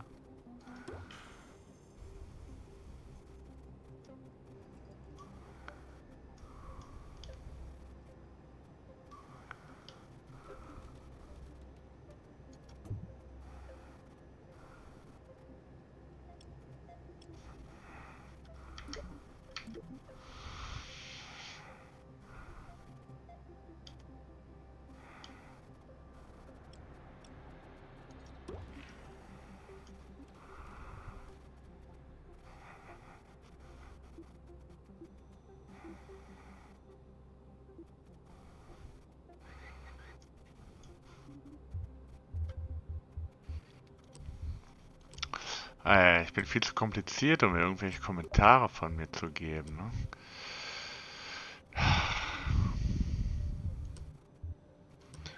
Eigentlich ja total entspannt, aber es stresst mich trotzdem. Triebwerkaufhängung.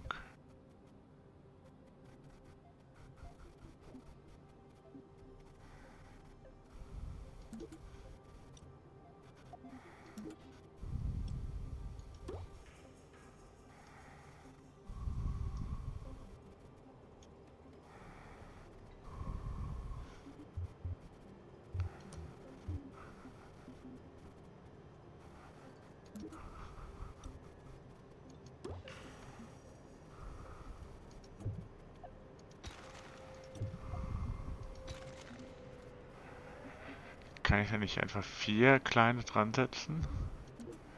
4 Terrier?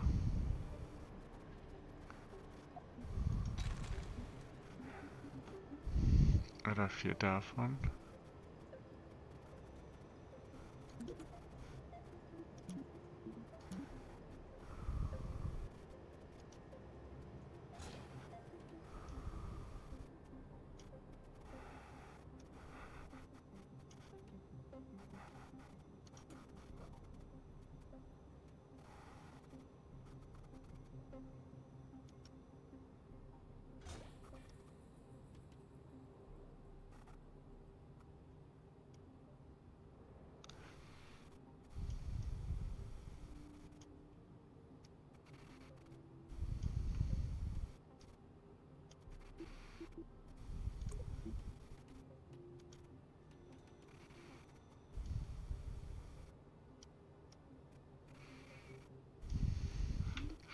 So, wir brauchen noch so ein paar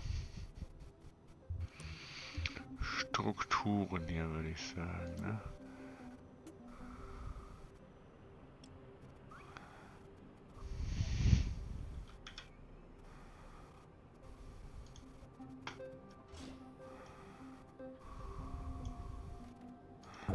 Weil Träger brauchen wir eigentlich nicht, ne? Wir bräuchten eher so Traversen, würde ich sagen.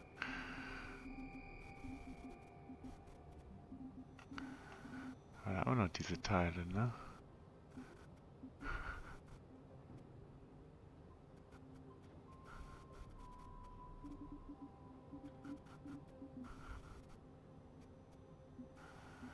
Sehr schwer, die Dinger allerdings.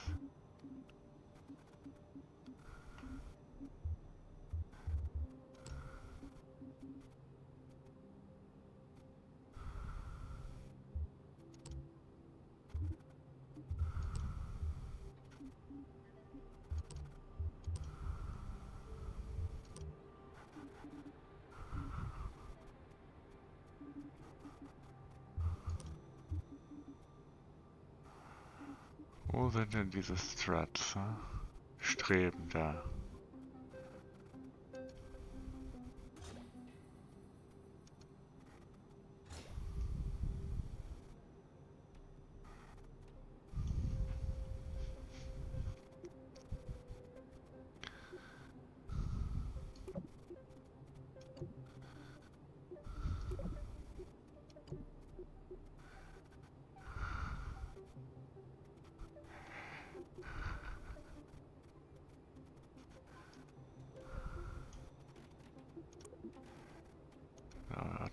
Mal noch ein bisschen höher an. So, würde ich sagen.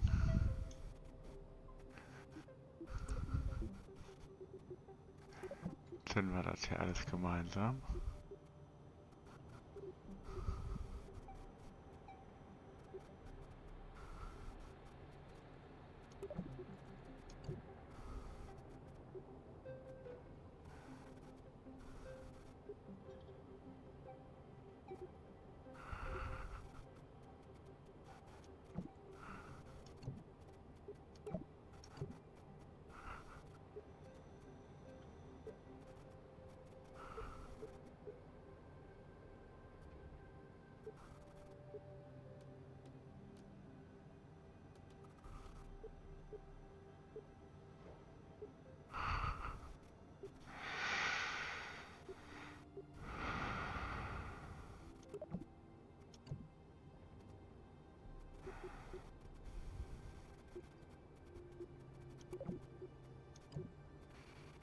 Ah, jetzt sagt er, ist ein bisschen mehr. Wir probieren das jetzt einfach mal. Also, wir überschreiben das hier. Tja.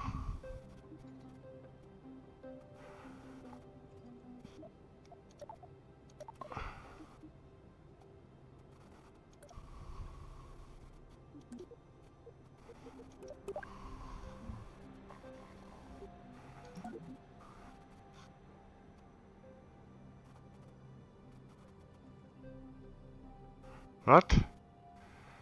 Schubkraftgewicht kleiner 1, ja. Vielen Dank, Junge, vielen Dank.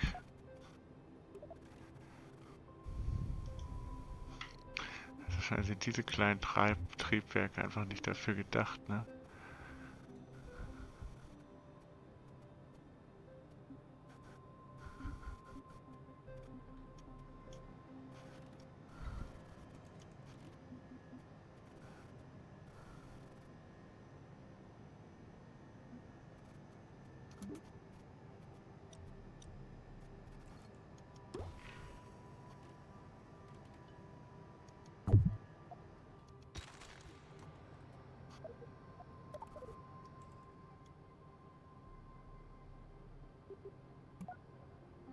Das war natürlich ungleich weniger hier, aber wir haben halt mehr Kraft, ja.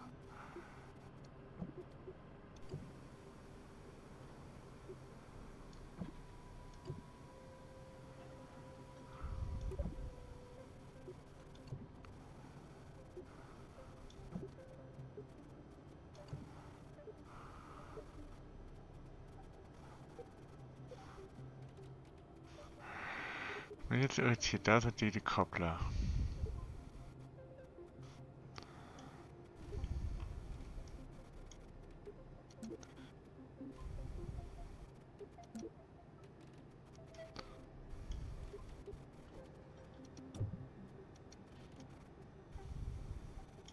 Da brauchen wir halt noch was entkoppelt, ne? So.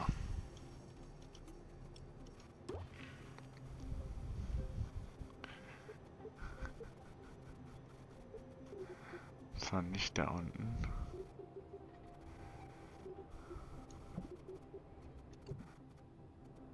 Da, ne? So. Zündet der.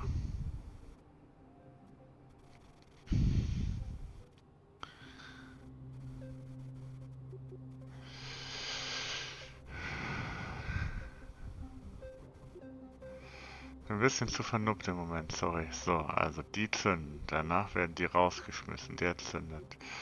Mach ich vielleicht sogar extra ein. Dann kann ich die theoretisch schon vorher dazu nehmen. So. Beziehungsweise kann ich ja auch so, ne? Koppelt der die Dinger starten, so.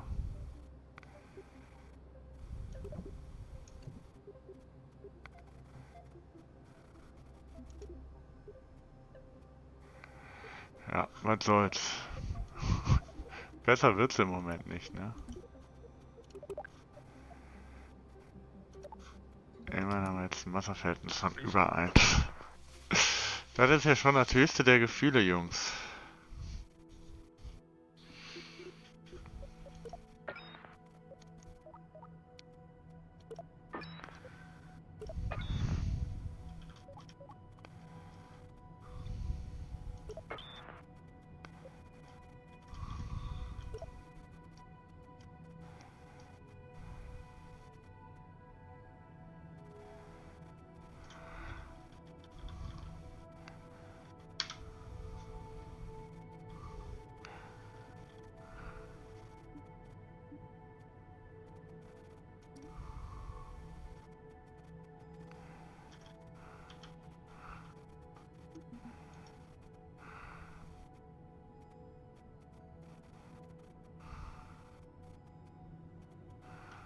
So, würde ich mal sagen, los geht's, ne?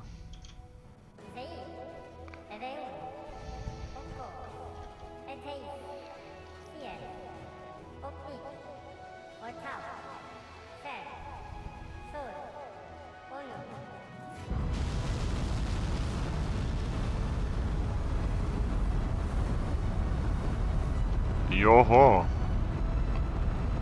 Majestätisch fliegt sie ab. Und es sieht alles gut aus bisher, muss ich auch mal sagen.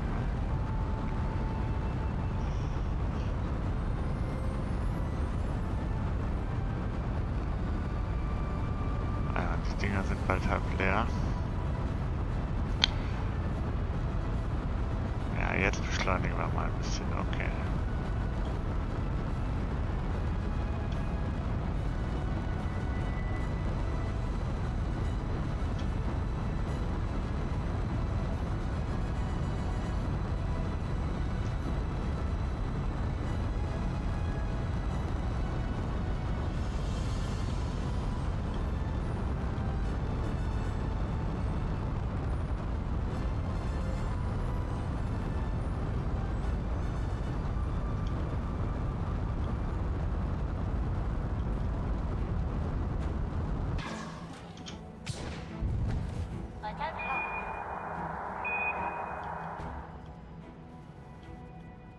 Oh.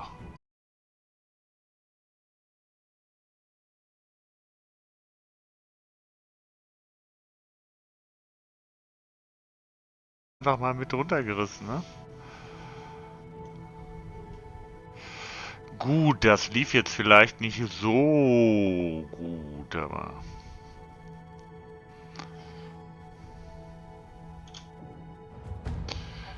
Immerhin, ne?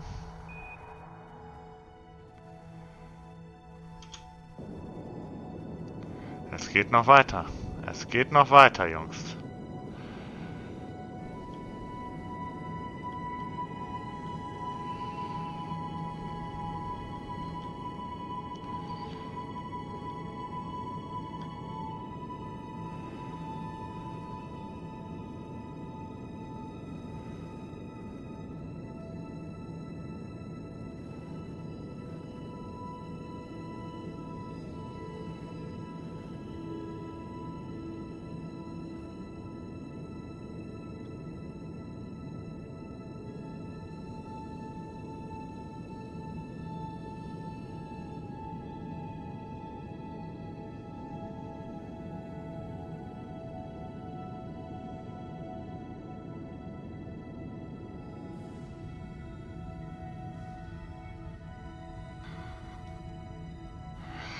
So, jetzt mal gucken. Also ich meine, wir haben definitiv jetzt schon mal zu wenig. Ja, vielleicht kriegen wir zumindest noch einen Orbit hin. Damit könnte ich ja leben, ne?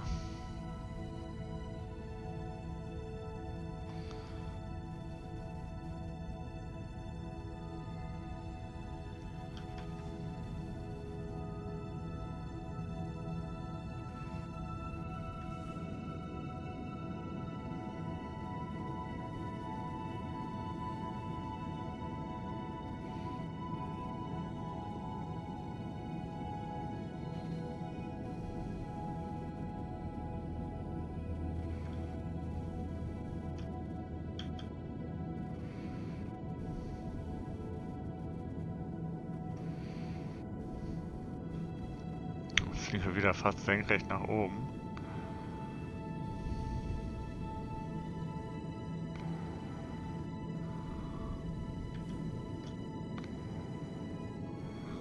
Das ist alles total ineffizient.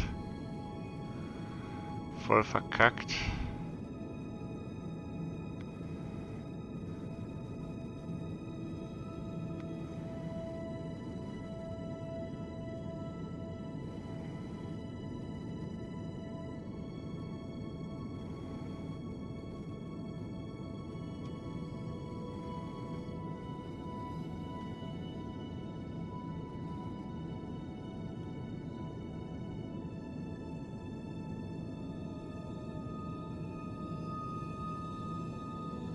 So, wir gehen jetzt einfach voll Schub, noch bis jetzt zumindest die Apoapsis über 70.000 ist. Vielleicht einen kleinen Puffer, 75.000. Dann lassen wir uns da hintreiben, was aktuell im Stand wirklich nie lange dauert. Und dann beschleunigen wir auch schon voll. Ne? Das wird ja eh schon fast voll beschleunigt.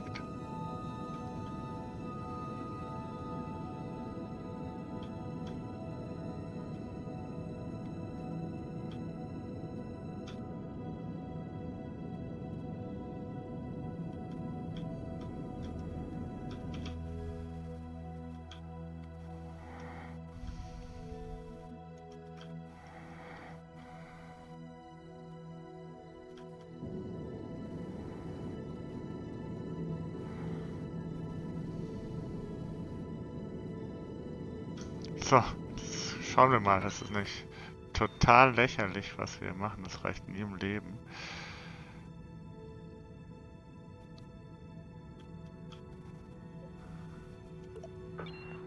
Ja. Jetzt sind wir ja schon dran vorbei. Wir haben auch noch kaum Schub.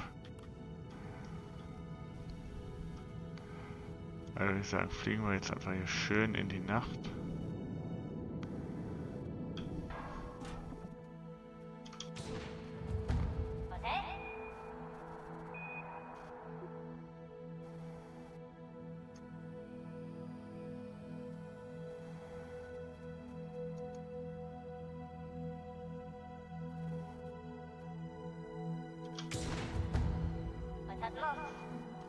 So.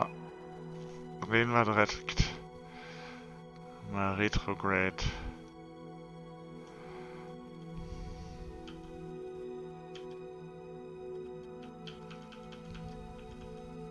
Ja, und der Carmen freut sich.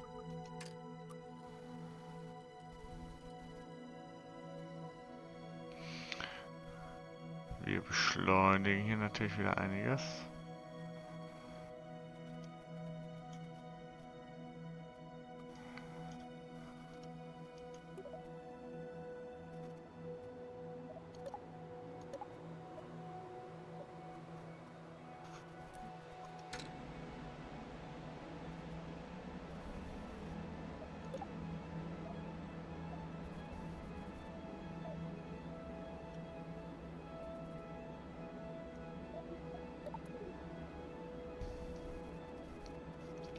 Ich würde sagen, wir sind vermutlich über dem Wasser, ne?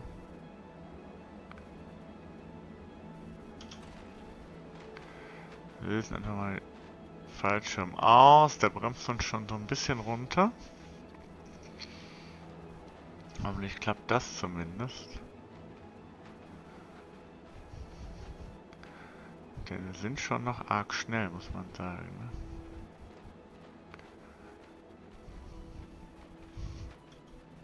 Ah. Jetzt bremst er uns ja richtig runter, okay.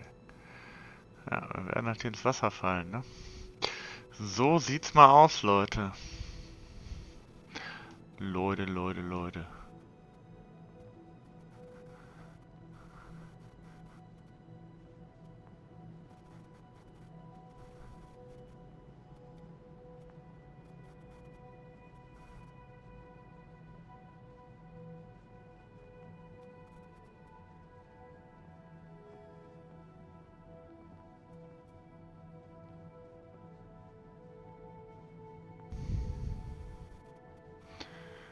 6,7 Meter pro Sekunde.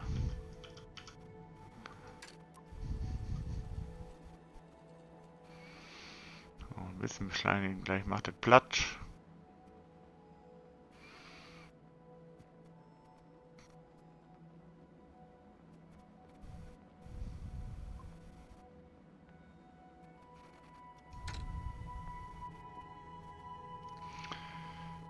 Immerhin ist Bill nichts passiert, ne?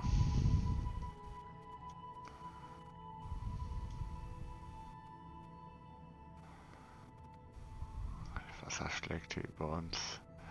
Eieiei. Jo. Ich würde sagen, das Fahrzeug wird geborgen.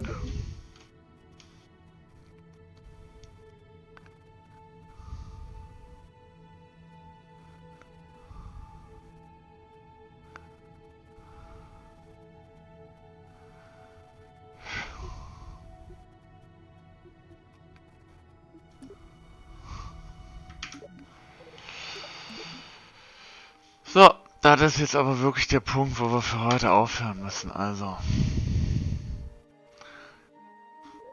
ich speichere das Ding mal.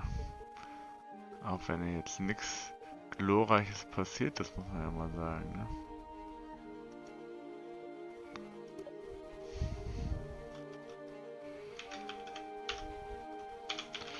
Mon 1 Fail. Ja, also wenn das nicht alles aussagt, ne? So, bis zum nächsten Mal. Das wird wahrscheinlich Sonntagabend und dann steht Mon an. Aber sowas von, ne? Also bis dahin. Haltet die Ohren steif.